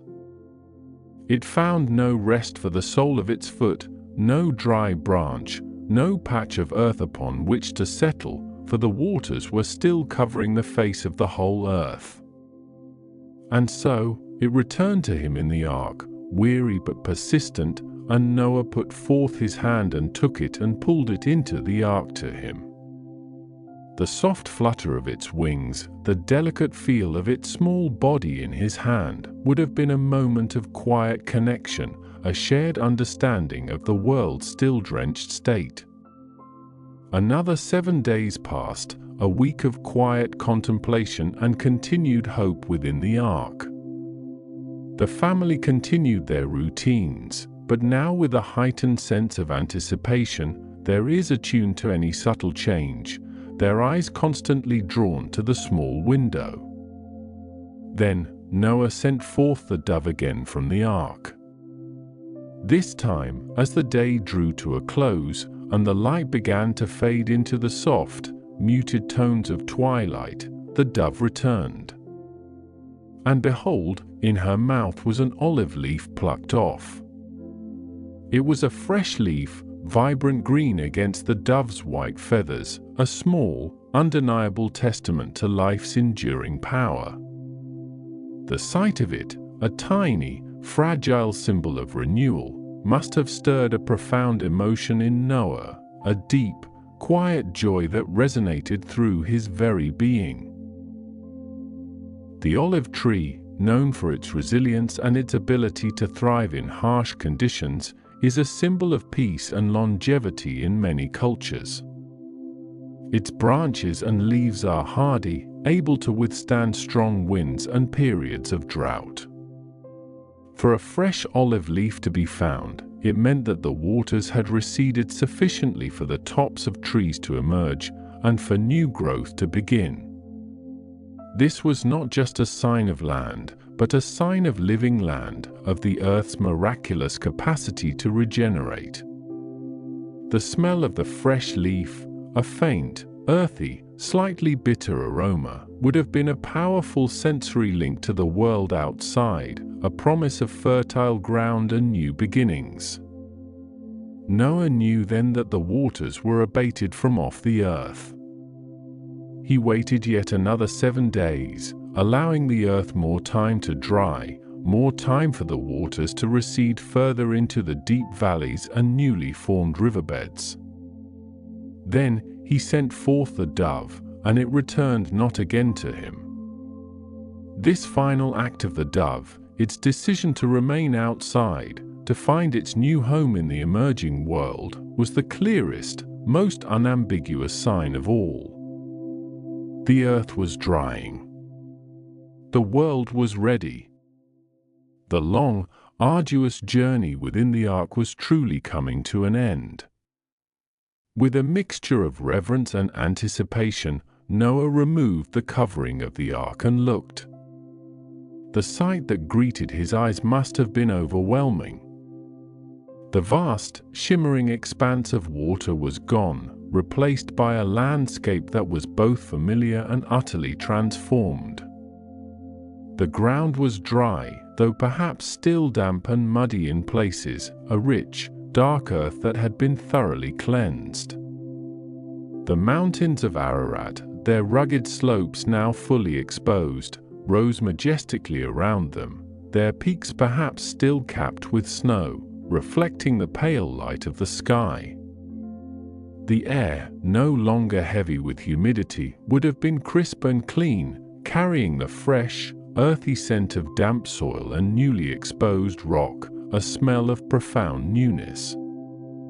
The sun, when it broke through the clouds, would have cast long, gentle shadows across the valleys and hills, illuminating a world that was quiet, still, and profoundly peaceful. There was no sound of human habitation, no distant clamor of cities, no familiar sounds of civilization. Only the whisper of the wind, the occasional call of a bird, and the gentle rustle of emerging vegetation. It was a blank slate, a world reborn, waiting for life to re-establish itself. The earth was dry on the first day of the first month of Noah's 601st year. Imagine the weight of those numbers, the passage of time marked by the rising and falling of the waters, a year and 10 days since the great flood had begun. It was a long, patient wait, a testament to Noah's faith and endurance. Yet, despite the dryness of the earth, Noah did not immediately open the ark and release its precious cargo. He waited, patiently, for a direct command from the Creator. He had learned the importance of divine timing, the wisdom of waiting for the clear instruction. And then, after another month and 27 days, on the 27th day of the second month, the earth was completely dry. The ground would have been firm underfoot, the mud having baked and settled, the landscape ready to receive life once more. It was at this moment, after a full year and 17 days since the flood began, that the voice of God spoke to Noah, a voice that carried the weight of creation and the promise of a new beginning. Go forth from the ark, you and your wife, and your sons' wives with you. Bring out with you every living thing that is with you, of all flesh, both of fowl and of cattle and of every creeping thing that creeps upon the earth, that they may breed abundantly in the earth and be fruitful and multiply upon the earth. The command was clear, precise, and filled with the promise of life. The long confinement was over. The ark, which had been their sanctuary, their world, their only home for so long, was now to be emptied, its purpose fulfilled. A wave of emotion must have washed over Noah and his family, relief, excitement, perhaps a touch of apprehension at stepping into this new, unknown world. With careful planning and methodical precision, the great doors of the ark were finally opened. The heavy timbers, perhaps swollen from the dampness, would have groaned as they were pushed open, revealing the full panorama of the outside world. The rush of fresh air, the full light of the sun, the vastness of the sky, it must have been an exhilarating, almost overwhelming sensory experience after so many months within the enclosed space. First, Noah and his family stepped out, their feet feeling the solid, dry earth beneath them, a sensation of profound stability after the constant motion of the ark. The ground would have felt cool, firm, and real. They would have breathed deeply of the clean, fresh air, a scent of damp earth, distant vegetation, and the crispness of the mountain air. Then, in an orderly procession, guided by the family, the animals began to emerge. Imagine the scene, the great beasts, the smaller creatures, the birds, and the creeping things, all stepping out into the new world.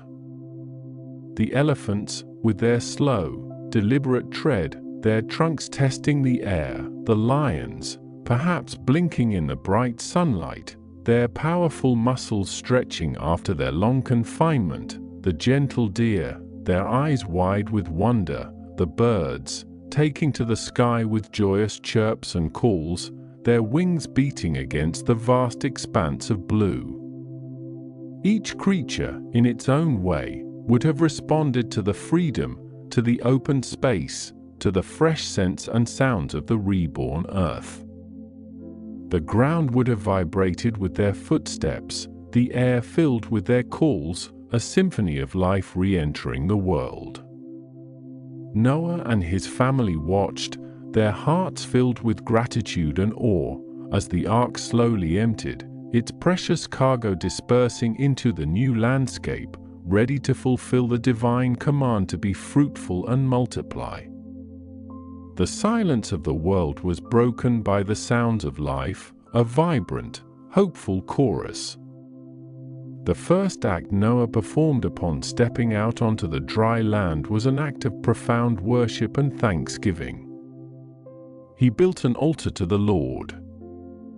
This would not have been a grand, elaborate structure, but a simple, sturdy construction of stones, gathered from the surrounding mountain slopes, carefully stacked and arranged. The act of building, of gathering stones with his own hands, would have been a tangible expression of his devotion, a physical manifestation of his gratitude. The smell of the raw earth, the feel of the rough stones, the sound of their placement, all part of this sacred act. Upon this altar, he took of every clean beast and of every clean fowl, and offered burnt offerings. The concept of clean animals, suitable for sacrifice, was already understood, perhaps passed down through generations from the time of Adam and Eve. These would have been animals like cattle, sheep, and goats, and certain types of birds. The smoke of the burnt offering, rising slowly into the pristine sky, would have carried with it Noah's heartfelt thanks, his acknowledgement of God's deliverance and mercy. The scent of the burning wood and the roasting meat, a primal aroma, would have filled the air, a powerful, ancient form of communication with the divine. And the Lord smelled a sweet savor. This is a beautiful, anthropomorphic expression, conveying God's acceptance and pleasure in Noah's offering. It wasn't just the physical smell, but the spiritual essence of Noah's obedience, his faith, and his profound gratitude that was pleasing to God. In his heart, the Lord said, "I will not again curse the ground any more for man's sake, for the imagination of man's heart is evil from his youth, neither will I again smite any more everything living, as I have done." This was a profound declaration, a divine promise that extended beyond Noah and his family, reaching into all future generations. God acknowledged the persistent inclination of the human heart towards evil, a reality that the flood itself had demonstrated. Yet, despite this, he chose a path of enduring grace and patience. He would not again destroy all life with a flood. This was a covenant, a sacred agreement, born out of the ashes of the old world and the smoke of Noah's sacrifice. God then blessed Noah and his sons, and said to them, "Be fruitful and multiply, and replenish the earth. And the fear of you and the dread of you shall be upon every beast of the earth, and upon every fowl of the air, upon all that moves upon the earth, and upon all the fishes of the sea. Into your hand are they delivered. Every moving thing that lives shall be meat for you, even as the green herb have I given you all things." This blessing was a reiteration of the original command given to Adam and Eve, a mandate to fill the earth with life and to exercise dominion over creation. But there was a new element now. The fear and dread of humanity would be upon the animals, a recognition of the changed relationship between humans and the natural world after the flood. And for the first time, humanity was given permission to eat meat, a significant shift from the purely vegetarian diet that had been established in Eden. This provision, however, came with a crucial caveat, a sacred boundary, "But flesh with the life thereof, which is the blood thereof, shall ye not eat. And surely your blood of your lives will I require, at the hand of every beast will I require it, and at the hand of man, at the hand of every man's brother will I require the life of man." This was a foundational law, establishing the sanctity of life, particularly human life. The prohibition against consuming blood underscored the sacredness of life itself, as the blood was understood to be the life force. And the clear declaration that murder, whether by man or beast, would be avenged, laid the groundwork for justice and the value of each individual life. "Whoso sheds man's blood, by man shall his blood be shed, for in the image of God made he man." This powerful statement affirmed the inherent dignity and worth of every human being, created in the very likeness of God, a truth that no flood could erase. "And God spoke to Noah and to his sons with him, saying, And I, behold, I establish my covenant with you, and with your seed after you, and with every living creature that is with you, of the fowl, of the cattle, and of every beast of the earth with you, from all that go out of the ark, to every beast of the earth." This covenant was not just with humanity, but with all living creatures, a sweeping promise of preservation and continuity. I do set my bow in the cloud, and it shall be for a token of a covenant between me and the earth." And so, the rainbow appeared. Imagine the first rainbow after the flood, arching across the vast, cleansed sky, a breathtaking spectacle of color against the backdrop of retreating storm clouds. The air would still be moist, perhaps with a lingering mist, catching the sunlight just so, to refract it into a glorious spectrum.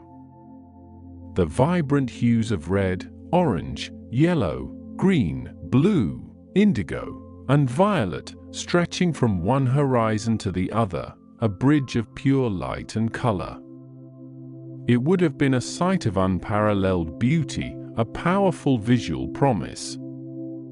The rainbow, an optical phenomenon created when sunlight shines through water droplets, was not necessarily a new creation. Perhaps it had always existed, but now it was imbued with a new, profound meaning. It became a sign, a visible, tangible reminder of God's unwavering promise. "And it shall come to pass, when I bring a cloud over the earth, that the bow shall be seen in the cloud, and I will remember my covenant, which is between me and you and every living creature of all flesh, and the waters shall no more become a flood to destroy all flesh." Each time the clouds gathered, each time the rain began to fall, and then, as the sun broke through, painting the sky with that magnificent arc of color, it would serve as a reminder, a reassurance. For Noah and his family, and for all generations to come, the rainbow would be a symbol of hope, of God's faithfulness, of His enduring grace in the face of human imperfection. It was a promise that the rhythm of the seasons, the cycle of planting and harvest, of cold and heat, of summer and winter, of day and night, would endure. The earth would remain a stable, reliable home for life. The sight of the rainbow, a silent, majestic declaration, would have brought a quiet peace to Noah's heart, a deep sense of security and belonging in this new, reborn world. The colors, vibrant and pure, would have seemed to echo the purity of the cleansed earth, a fresh start under a benevolent sky. The soft, gentle light that diffused from the clouds, touching the damp earth, would have invited a profound sense of rest and renewal, a quiet stillness that settled over the land and within the heart, a peace that invited one to simply drift further and further away, carried by the gentle current of peace, a peace that settled over the land and within the heart, a quiet, profound stillness that invited one to simply drift into the soft embrace of slumber, a deep and restorative quietude. And so, as the waters receded, day by slow day, week by long week, a new world began to emerge from beneath the vast, shimmering surface. The ark, having rested on the peaks of Ararat, a formidable range of mountains that even today pierce the clouds with their ancient, craggy faces, had become a quiet, temporary home for Noah and his family, and for all the creatures God had brought to him. Imagine the sheer scale of those mountains, their summits often cloaked in snow even in the warmer months, their lower slopes eventually giving way to verdant pastures and deep, shadowed valleys, a landscape both majestic and imposing, a fitting cradle for a new beginning. The sun, when it broke through the lingering mists, cast long, golden fingers across the drying earth, illuminating the softened contours of a world made new. The air, once heavy with the scent of damp earth and the subtle, metallic tang of the floodwaters, began to carry the fresher, cleaner aroma of newly washed stone and the faint, sweet promise of emerging vegetation. Each morning, as the first pale light filtered through the rough-hewn timbers of the ark, Noah would rise, his joints perhaps a little stiff from the long confinement, his eyes still holding the memory of the endless water, but now also filled with a quiet anticipation. He would listen to the soft stirrings of the animals, the gentle lowing of the cattle, the quiet bleating of the sheep, the rustling of feathers as birds preened themselves in their coops, all waiting patiently for the moment of release. The ark itself, a marvel of ancient engineering, had served its purpose faithfully. Its gopher wood planks, sealed with pitch both inside and out, had held firm against the unimaginable force of the deluge, a testament to the careful instructions given by a divine architect. The interior, though now much drier, still held the lingering scent of straw and animal warmth, a comforting, earthy smell that had been their constant companion for so many months. The sounds within were a symphony of life contained, the soft chewing of cud, the occasional snort, the gentle shifting of weight, all contributing to a sense of living, breathing presence within the wooden walls. Noah, in his quiet wisdom, knew that the time was not yet right for their departure. The earth, though no longer submerged, was still too soft, too yielding, too raw. He remembered the instructions, the precise timing of events, and he waited. He waited with the patience of a farmer watching for the first green shoots, with the calm assurance of a shepherd guiding his flock.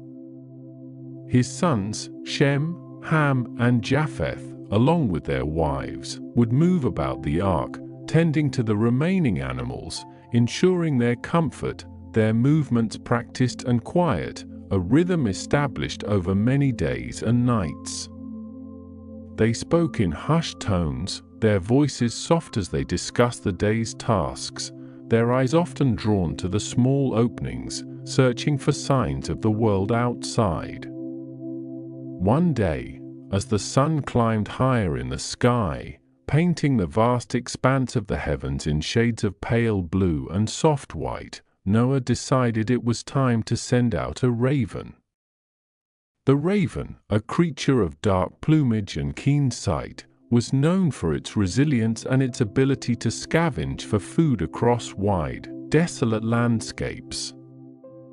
He opened a small window, a carefully constructed opening in the ark's side, and with a gentle push, released the bird.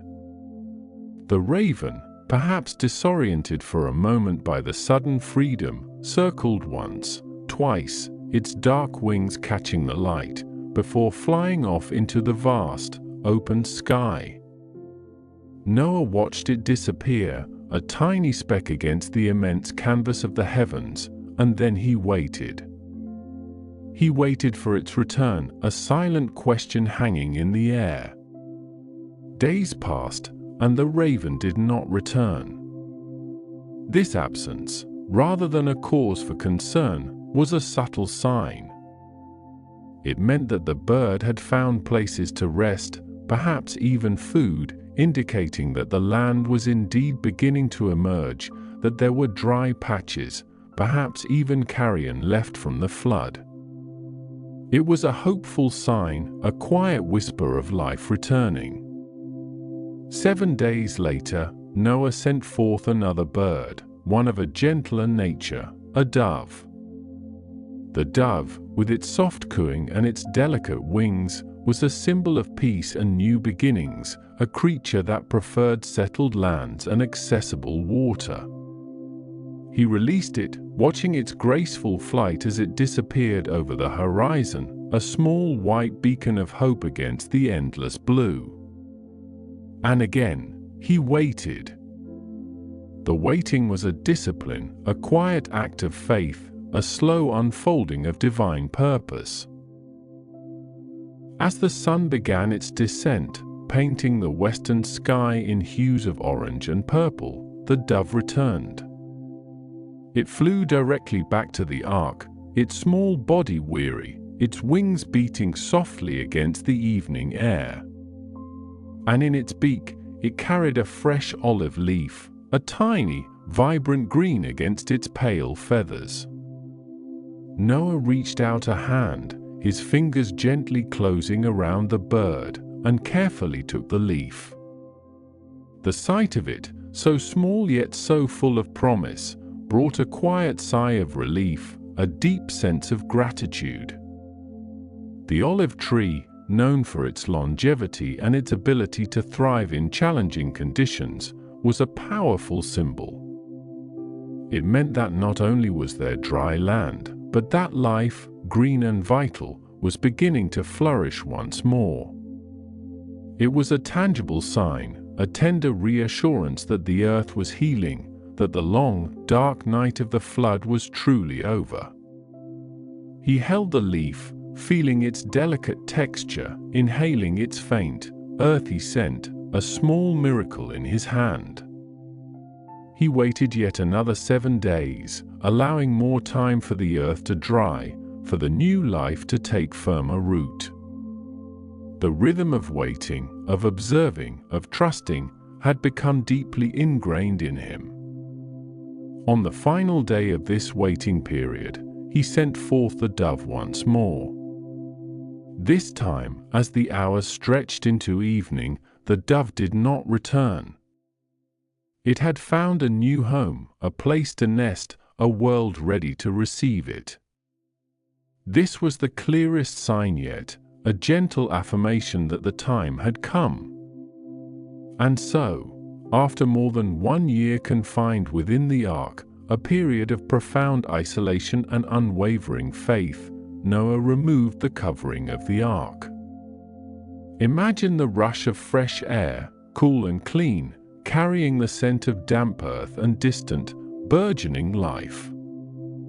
Imagine the sudden, overwhelming expanse of the sky, the vastness of the horizon, after so many months of looking at wooden walls. The sunlight, no longer filtered, poured into the ark, illuminating every corner, banishing the shadows, a warm embrace after the long confinement. He looked out upon the earth, and behold, the surface was dry. The water had completely receded, leaving behind a landscape transformed, sculpted by the immense forces that had passed over it.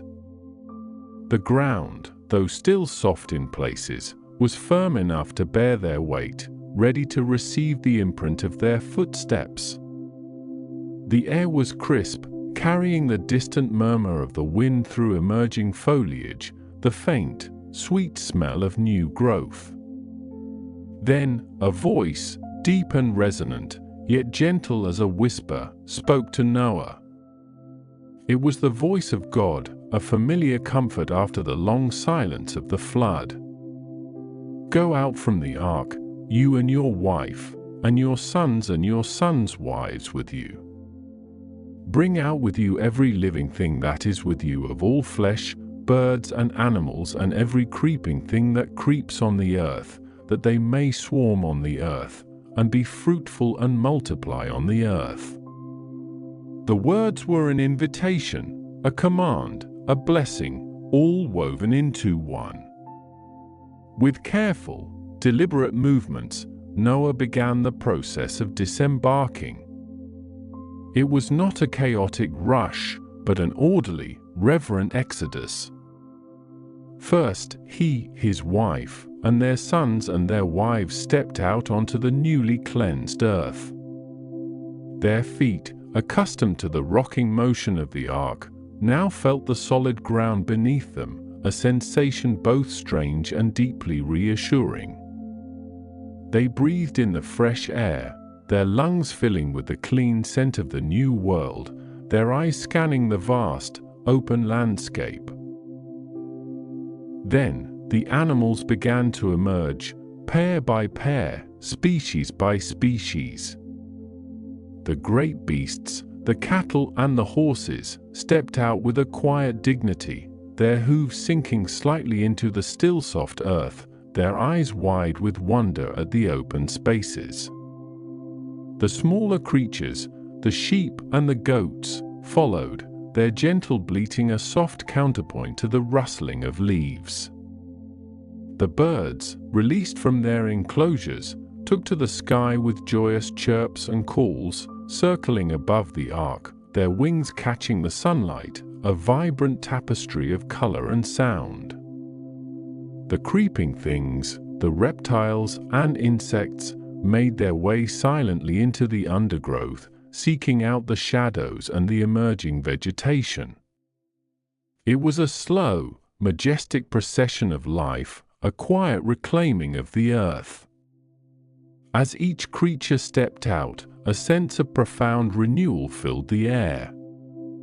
The sounds of nature, long muffled by the ark's timbers, now swelled into a symphony of life, the distant calls of birds, the rustling of leaves, the gentle hum of insects, all blending into a harmonious chorus that celebrated the return of life. The very air seemed to vibrate with a quiet energy, a palpable sense of beginning.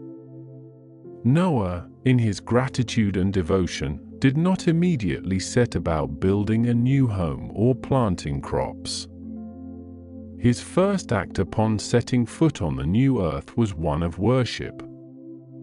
He built an altar to the Lord, carefully arranging stones, perhaps from the very mountainside where the ark had rested, shaping them into a simple, sturdy structure. It was a primal act, an offering of thanksgiving from a heart overflowing with gratitude. Upon this altar, he took some of every clean animal and every clean bird, creatures that had been designated as suitable for sacrifice even before the flood, and offered them as burnt offerings. The smoke from the sacrifice rose slowly into the clear, blue sky, a fragrant offering ascending towards the heavens. The scent of burning wood and roasted meat mingled with the fresh, earthy smell of the new world, a sacred aroma that filled the air. It was a deeply personal act of communion, a profound expression of his reverence and thankfulness for deliverance, for preservation, for this new beginning. And the Lord smelled the pleasing aroma. It was not merely the physical scent of the sacrifice, but the spiritual essence of Noah's humble and grateful heart that ascended to God. And in that moment, a profound covenant was established, a promise that would echo through the ages. The Lord spoke again, not in a voice of judgment, but of tender assurance. I will never again curse the ground because of man, for the intention of man's heart is evil from his youth. Neither will I ever again strike down every living creature as I have done. While the earth remains, seed time and harvest, cold and heat, summer and winter, day and night, shall not cease. These words were a profound declaration of enduring order, a promise that the fundamental rhythms of the earth, the cycles of nature, would continue unbroken. No longer would humanity live under the shadow of such a devastating, all-encompassing flood.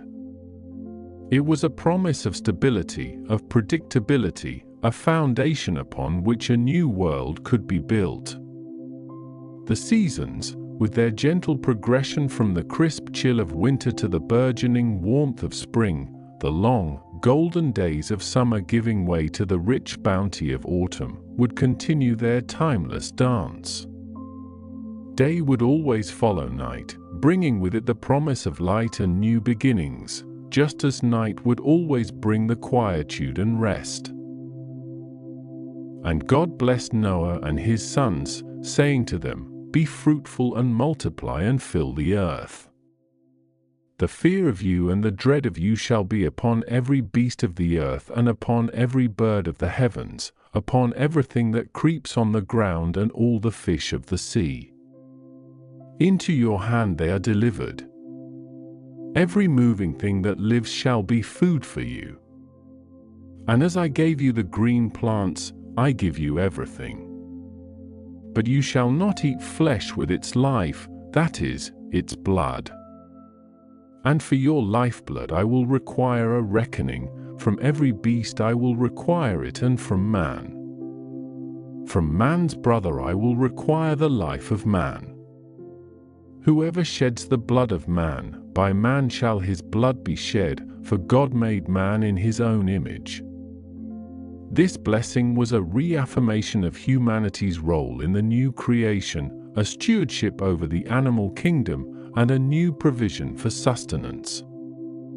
It also established fundamental moral laws, particularly regarding the sanctity of human life, a clear delineation of right and wrong in this newly reset world. The weight of these words settled gently upon Noah and his sons, a framework for their lives, a guide for their actions. Then, God spoke of a sign, a visible, tangible reminder of this everlasting covenant. Behold, I establish my covenant with you and your offspring after you, and with every living creature that is with you, the birds, the livestock, and every beast of the earth with you, as many as came out of the ark, it is for every beast of the earth. I establish my covenant with you, that never again shall all flesh be cut off by the waters of the flood, and never again shall there be a flood to destroy the earth. Imagine the quiet awe, the profound sense of wonder, as these words were spoken. And then, the sign appeared. This is the sign of the covenant that I make between me and you and every living creature that is with you. For all future generations, I have set my bow in the cloud, and it shall be a sign of the covenant between me and the earth. And as if on cue, as if summoned by the very words of God, a magnificent arc of color began to appear in the sky. Perhaps a gentle rain shower, a lingering mist from the receding waters, still hung in the air, and as the sun's rays caught the tiny droplets, a spectrum of light burst forth. It was the first rainbow, a breathtaking display of vibrant hues stretching across the vast expanse of the heavens, a bridge of pure light connecting earth and sky. Imagine the gasp of wonder from Noah and his family, their eyes drawn upwards to this ethereal beauty. The colors, so vivid and pure, would have seemed almost otherworldly, the deep, grounding red, the warm, inviting orange, the bright, hopeful yellow, the serene, life-giving green, the calm, expansive blue, the mysterious, deep indigo, and the regal, soft violet. Each shade blended seamlessly into the next, forming a perfect, majestic arch. It was a silent, eloquent promise, painted across the sky for all to see, a visual testament to God's faithfulness. When I bring clouds over the earth and the bow is seen in the clouds, I will remember my covenant that is between me and you and every living creature of all flesh. And the waters shall never again become a flood to destroy all flesh. When the bow is in the clouds, I will see it and remember the everlasting covenant between God and every living creature of all flesh that is on the earth. The rainbow was not just a beautiful phenomenon, it was a divine mnemonic, a reminder for both God and humanity. For God, it was a pledge, a commitment to never again destroy the earth by flood. For humanity, it was a constant, visible assurance of God's grace and enduring promise, a symbol of hope and renewal after destruction. Every time the clouds gathered and the sun broke through, painting the glorious arc across the sky, it would serve as a gentle, powerful reminder of this sacred agreement. The sight of the rainbow would have filled Noah's heart with a deep, abiding peace. The long journey, the fear, the isolation, the immense responsibility, all culminated in this moment of profound grace. The vibrant colors, shimmering against the backdrop of the vast, newly washed sky, spoke of a fresh start, a clean slate, a world brimming with possibility. The air, still carrying the faint, sweet scent of damp earth and new growth, now also seemed to hum with the quiet joy of this divine promise. The sun, perhaps beginning its slow descent towards the horizon, cast long, soft shadows across the emerging landscape. The animals, now spread out across the fields, grazed peacefully, their forms silhouetted against the deepening gold of the evening light. The sounds of the new world, the gentle rustling of leaves, the distant calls of birds, the soft murmur of a newly formed stream, all contributed to a symphony of peace. Noah and his family, standing there, perhaps hand in hand, would have watched the rainbow slowly fade as the light shifted, their hearts filled with a quiet reverence, a profound sense of gratitude.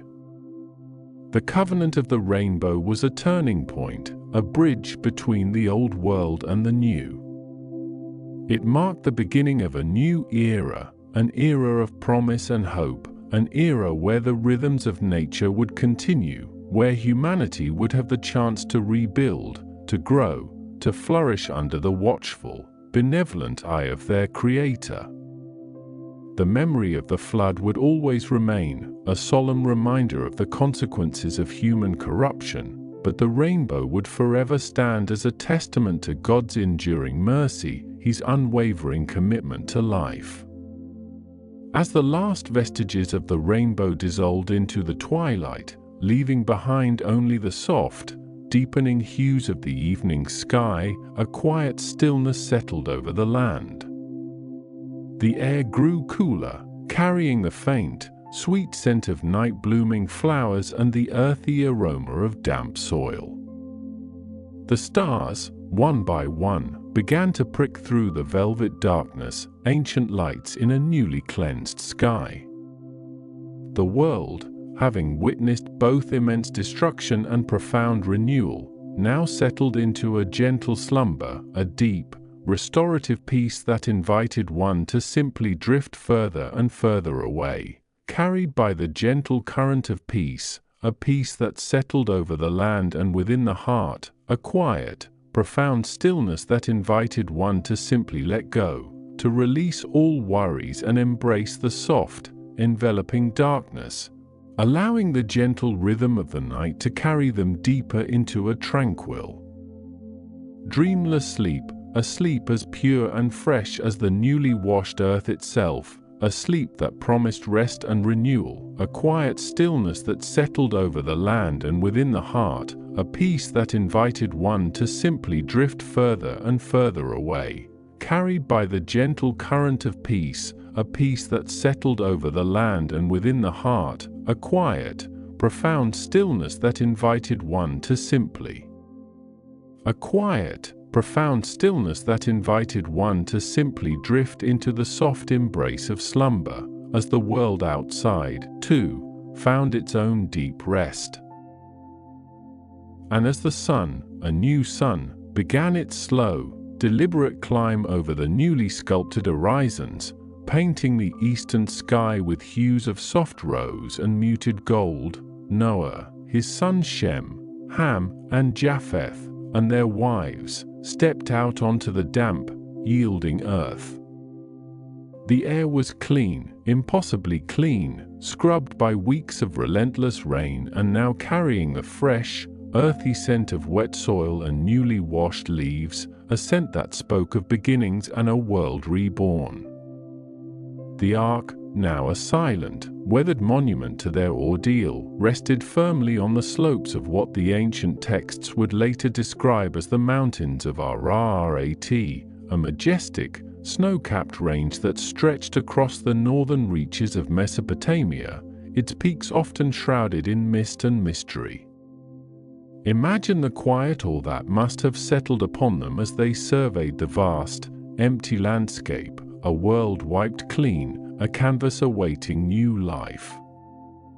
The only sounds were the gentle lapping of receding waters in the distance, perhaps the drip of water from still saturated branches, and the soft, rhythmic breathing of the animals as they, too, began to stir, their instincts drawing them towards the open air and the promise of fresh forage. Noah, a man who had walked with God through the deepest shadows of humanity's fall, now stood on the precipice of a new dawn, his heart undoubtedly a complex tapestry of relief, gratitude, and perhaps a quiet, lingering sorrow for all that had been lost. The memory of the churning waters, the relentless drumming of the rain against the ark's sturdy timbers, the cries of a world drowning, these would forever be etched into the very fabric of his being.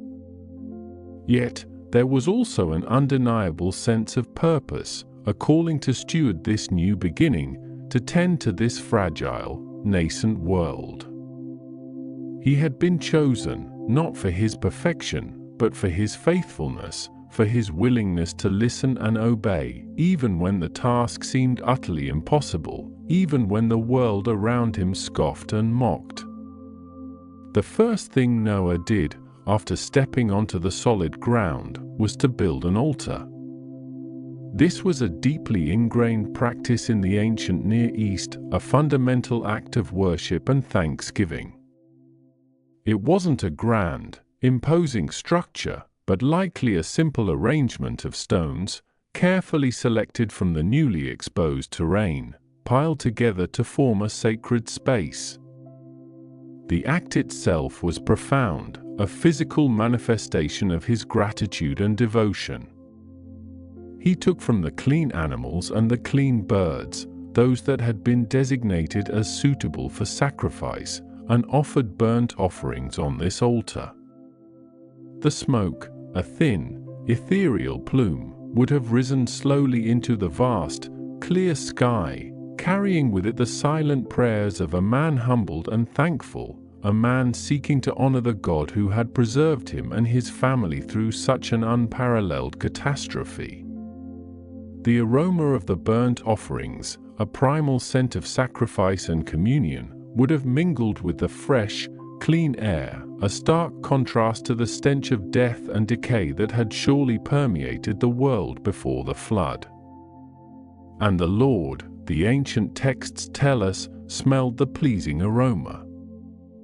This isn't to be understood in a literal, human sense, but rather as an anthropomorphic expression of divine acceptance and favor.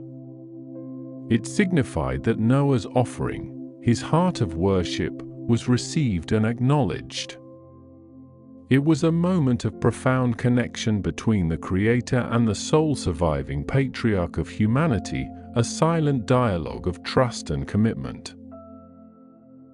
And then, in that quiet, sacred space, the Lord spoke to Noah and to his sons. His voice, not a thunderous roar as might have been expected after such a cataclysm, but perhaps a gentle whisper carried on the wind, or an inner knowing that settled deep within their spirits, began to lay out the terms of a new covenant, a new understanding for the relationship between God and all living creatures. This was not merely a set of rules, but a profound promise, a foundational agreement for the world to come. Be fruitful and multiply, the divine voice affirmed, echoing the very first command given to humanity in the Garden of Eden, a command that now carried even greater weight and urgency. Fill the earth. This was a mandate for renewal, a call to replenish the world with life, to embark on the grand task of repopulation and stewardship. The earth, though scarred, was ready to blossom again, and humanity was tasked with nurturing its growth.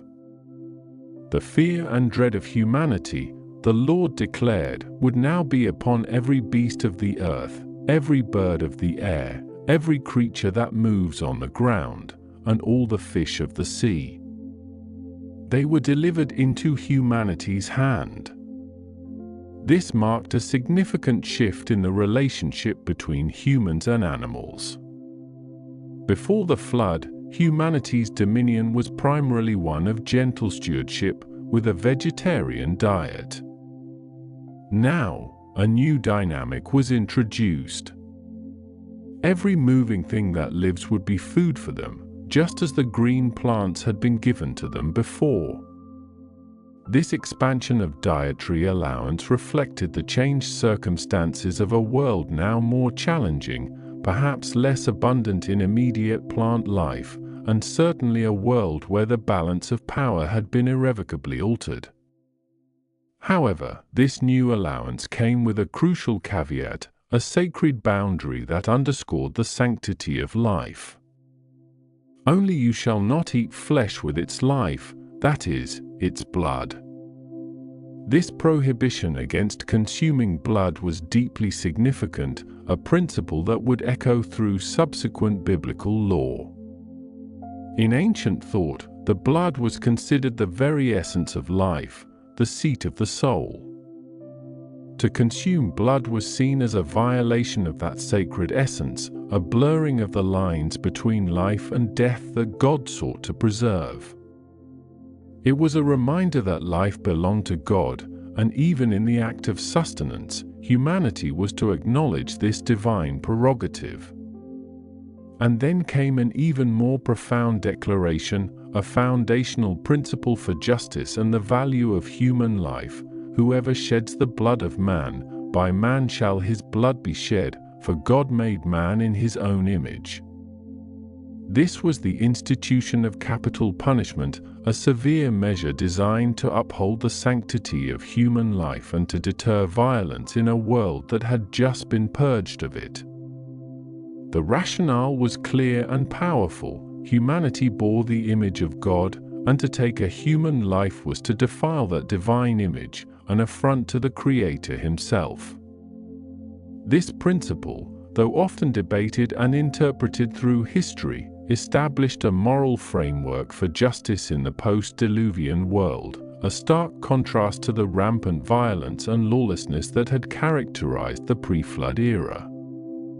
Again, the command was reiterated, gentle but firm, "As for you, be fruitful and multiply, increase greatly on the earth and multiply in it."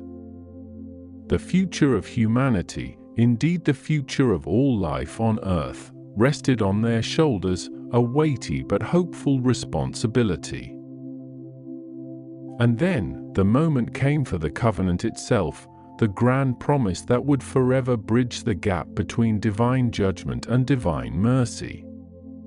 "Behold, I establish my covenant with you and your offspring after you, and with every living creature that is with you, the birds, the livestock, and every beast of the earth with you, as many as came out of the ark, it is for every beast of the earth." This was a covenant of cosmic proportions, encompassing not just humanity, but all of creation, a testament to God's enduring care for the world he had made. "I establish my covenant with you, that never again shall all flesh be cut off by the waters of a flood, and never again shall there be a flood to destroy the earth." These words, spoken perhaps with a quiet solemnity, would have resonated deep within Noah's heart, a balm to the lingering anxieties that must have haunted him. The fear of another global deluge, the terror of the waters rising again, would now be assuaged by this divine, unbreakable promise. It was a guarantee of stability, a pledge that the natural order, though capable of immense power, would not again be used to utterly obliterate life on such a scale. And then, the sign of this covenant, a symbol of such simple beauty and profound meaning, was revealed. "This is the sign of the covenant that I make between me and you and every living creature that is with you. For all future generations, I have set my bow in the cloud, and it shall be a sign of the covenant between me and the earth."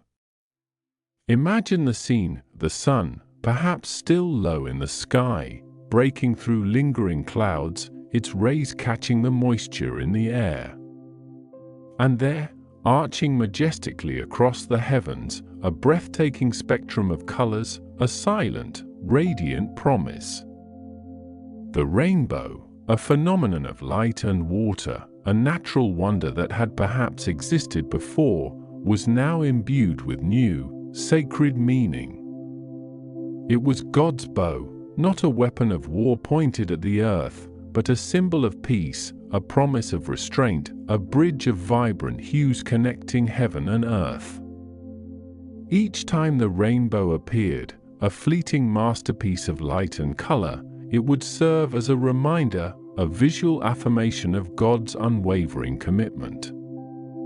When I bring clouds over the earth and the bow is seen in the clouds, I will remember my covenant that is between me and you and every living creature of all flesh. And the waters shall never again become a flood to destroy all flesh.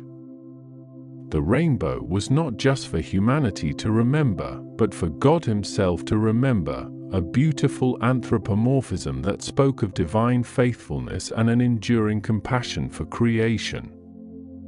When the bow is in the clouds, I will see it and remember the everlasting covenant between God and every living creature of all flesh that is on the earth. The covenant was everlasting, an eternal pledge that transcended generations, a promise woven into the very fabric of the natural world. It was a testament to God's enduring love, His willingness to forgive, to renew, and to sustain. For Noah and his family, this covenant would have brought an immense sense of peace and security. They were not merely survivors, they were the inheritors of a divine promise, entrusted with the future of a world made new. The weight of their past ordeal, the trauma of the flood, would slowly begin to recede, replaced by the quiet hope of this new beginning, underscored by the vibrant arch of the rainbow. The land around them, though still recovering, would have begun to show signs of life. New shoots of grass, perhaps, pushing through the damp soil. The gentle chirping of birds, the rustling of leaves in a soft breeze, the distant calls of animals, all sounds of a world reawakening. The air, still carrying that fresh, clean scent, would have felt like a breath of new life, invigorating and full of promise. The sun, warm on their skin, would have been a comforting presence after weeks of perpetual gloom. As days turned into weeks, and weeks into months, Noah and his family would have set about the monumental task of rebuilding. The ark, their sanctuary for so long, would eventually be dismantled, its timbers perhaps repurposed for shelters or tools. They would have sown seeds, tended to the animals, and slowly, painstakingly, begun to establish a new home in this pristine, yet challenging, world. The mountains of Ararat, majestic and imposing, would have stood as a constant backdrop, a silent witness to their efforts, their peaks often veiled in clouds, holding the promise of the rainbow. The story of Noah, often remembered for the judgment of the flood, truly finds its profound meaning in the covenant of the rainbow. It is a narrative of divine grace, a testament to God's unwavering commitment to life, even in the face of human failure. It speaks of second chances, of renewal, and of the enduring hope that springs from divine promise. The rainbow, a fleeting yet powerful symbol, reminds us that even after the darkest storms, the sun will always break through, painting the sky with colors of hope and a promise of peace, a promise that invites us to trust in the steadfastness of a love that endures through all generations, a love that embraces all creation, a love that cradles the weary soul and invites it to simply rest. And so, Noah and his family, emerging from the ark onto the still damp earth, must have felt a profound sense of both relief and a quiet, almost overwhelming responsibility, as if the very air they breathed carried the weight of a new beginning, a fresh canvas awaiting the brushstrokes of life once more. The ground beneath their feet, though firm, still held the memory of the deluge, a soft, yielding quality in places where the water had lingered, and the air itself, cleansed and cool, carried the scent of wet earth, of new growth stirring beneath the surface, and perhaps a faint, lingering trace of the salty, mineral tang of the vast, receding waters. They would have looked up, their eyes tracing the vast expanse of the sky, no longer a menacing, churning grey, but a clear, impossibly deep blue, stretching from horizon to horizon, a dome of quiet promise. The sun, having broken through, would have cast long, gentle shadows across the newly revealed landscape, illuminating the distant, softened contours of the mountains, their peaks still perhaps capped with remnants of snow from the higher altitudes, glistening like scattered diamonds. The world was quiet, a hush broken only by the gentle lapping of receding waters in the distance, the soft rustle of leaves on the few trees that had endured, and the tentative chirping of a bird, perhaps one of the smaller ones, a sparrow or a finch, venturing out from its shelter, its song a delicate thread weaving through the profound stillness. Noah, a man of the earth, a farmer by nature, would have felt the familiar soil beneath his worn sandals, a grounding sensation after so many months adrift, a quiet reassurance that the world, though transformed, was still there, waiting for his touch, for his care. He would have gathered his family, his sons Shem, Ham, and Japheth, and their wives, their faces etched with the journey they had endured, but now softened by the gentle light of the new day, their eyes reflecting the vastness of the sky and the quiet wonder of their survival. And in that moment, a deep, unspoken gratitude would have settled over them, a profound thankfulness for the breath in their lungs, for the solid ground beneath their feet, for the warmth of the sun on their skin, a warmth that felt like a blessing after the long, cold darkness of the storm. They would have moved slowly, deliberately, their steps measured, as if not to disturb the fragile peace that had descended upon the world. Noah, with a heart overflowing, felt a deep, compelling urge to offer thanks, to acknowledge the immense grace that had carried them through. He would have looked around for stones, perhaps some that had been tumbled smooth by the floodwaters, or others, jagged and strong, that had been part of the ancient landscape, to build an altar. This was a common practice in their time, a way for people to connect with the divine, to express their reverence and their gratitude, to create a sacred space where their prayers and offerings could ascend. He and his sons would have worked together, their movements slow and rhythmic, carefully selecting and placing each stone, building a simple, sturdy structure, a testament to their faith and their survival, a focal point for their collective thanksgiving. As the altar took shape, the animals, too, began to stir, the clean animals, those designated for sacrifice, perhaps a lamb or a dove, chosen from among the pairs that had walked so patiently into the ark. Their gentle bleating or cooing would have added to the quiet symphony of the new world, a sound of life, of continuity. The smoke from the offering, once the fire was kindled, would have risen slowly, a thin, ethereal column against the vast blue, carrying with it the prayers and the gratitude of Noah and his family, a fragrant offering ascending to the heavens, a symbol of their renewed covenant with the Creator. The scent of the burning wood and the offering, a primal aroma, would have mingled with the fresh, clean air, a smell of purification and new beginnings. And it was then, in that quiet, sacred moment, as the sun dipped lower towards the horizon, painting the western sky with hues of soft orange and rose, that the covenant was given, not just to Noah, but to all generations, to all living creatures, a promise etched not in stone, but across the very canvas of the sky. The narrative tells us that God spoke to Noah, a voice not of thunder and storm, but of gentle assurance, a voice that carried the weight of eternity and the tenderness of a steadfast promise. Behold, the voice might have resonated, not with booming power, but with a deep, resonant calm that settled into the very core of Noah's being. I establish my covenant with you and with your descendants after you, and with every living creature that is with you, the birds, the livestock, and every beast of the earth with you, of all that came out of the ark, every beast of the earth. This was not a covenant of rules or demands, but a covenant of pure, unadulterated promise, a pledge of divine steadfastness.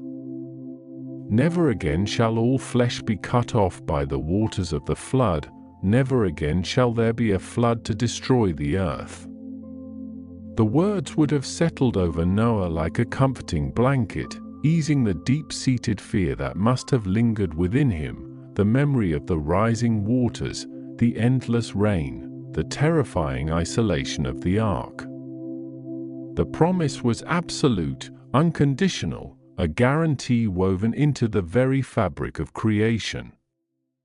And then, the sign of this eternal promise, a vision of breathtaking beauty, would have unfurled across the sky. Perhaps the sun, still low, caught the lingering moisture in the air, or a light shower began to fall as the sun shone through, creating the perfect conditions. A rainbow, not just a fleeting arch of color, but a vibrant, living spectrum, would have appeared, stretching across the vast expanse, connecting earth to sky, a bridge of light and color. Imagine the gasp of wonder from Noah and his family, their eyes wide with awe, as they beheld this celestial marvel, a phenomenon they had perhaps never seen with such vivid intensity, or certainly never understood as a direct, divine communication. The colors would have been impossibly rich, each hue distinct yet blending seamlessly into the next, the deep, grounding red, the vibrant orange, the sunny yellow, the serene green, the calming blue, the mystical indigo, and the deep, contemplative violet. Each color a whisper of promise, a brushstroke of hope painted by the divine hand. It would have felt like a direct message, a visual confirmation of the words they had just heard, a tangible manifestation of an unseen promise. The air itself might have felt charged with a quiet energy, a sacred presence, as they gazed upon this spectacular display. This is the sign of the covenant that I make between me and you and every living creature that is with you. For all future generations, I set my bow in the cloud, and it shall be for a sign of a covenant between me and the earth. The voice, perhaps now softened to a gentle murmur, would have explained the meaning, imbuing the natural phenomenon with profound spiritual significance. It shall be, when I bring a cloud over the earth, that the bow shall be seen in the cloud, and I will remember my covenant which is between me and you and every living creature of all flesh. The waters shall never again become a flood to destroy all flesh. The rainbow was not just a symbol for humanity to remember, but a reminder for the divine itself, a beautiful, visible pledge that would span the ages. The bow shall be in the cloud, and I will look upon it to remember the everlasting covenant between God and every living creature of all flesh that is on the earth. This was a promise of enduring love, of unwavering commitment, a testament to a divine nature that is faithful and true, even when humanity falters.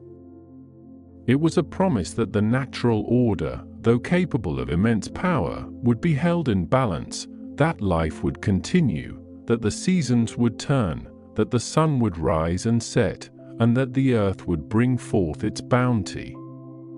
Noah, a man who had walked with God, who had endured unimaginable trials, would have felt a profound peace settle over him, a deep sense of reassurance that transcended understanding.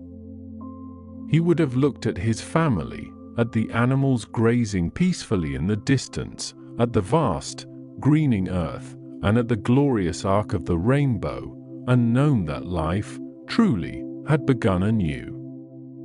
The weight of the world, which had rested so heavily on his shoulders, would have lightened, replaced by a quiet joy, a serene hope for the future. The covenant of the rainbow, therefore, is not merely a historical event, but a timeless message, a recurring sign woven into the very fabric of our world. Every time a rainbow graces the sky, after a passing shower, when the sun breaks through the clouds, it is an echo of that ancient promise, a gentle whisper across the millennia. It reminds us of renewal, of hope after despair, of the steadfastness of a love that endures beyond all storms. It speaks of a world that is cared for, a creation held in a loving embrace, a promise of continuity and life. Imagine the first night after the covenant, as the stars began to prick through the deepening twilight, one by one, like tiny lamps being lit in the vast, velvet dome above. The air would have grown cooler, carrying the fresh scent of damp earth and new growth. The sounds of the night would have begun to emerge, the distant hoot of an owl, a soft, mournful call across the quiet landscape, the gentle chirping of crickets, a rhythmic, soothing chorus, the rustle of leaves in a soft, barely perceptible breeze. Noah and his family would have gathered around a small fire, its flames dancing, casting flickering shadows on their faces, their voices hushed, speaking in low tones, perhaps recounting the day's events, or simply sharing the quiet comfort of each other's presence. And there we leave it, a story told, a night well spent. Thank you for trusting easy drift sleep with your rest. If these stories bring you comfort, subscribing means we can keep making them for you. Good night. Sleep well.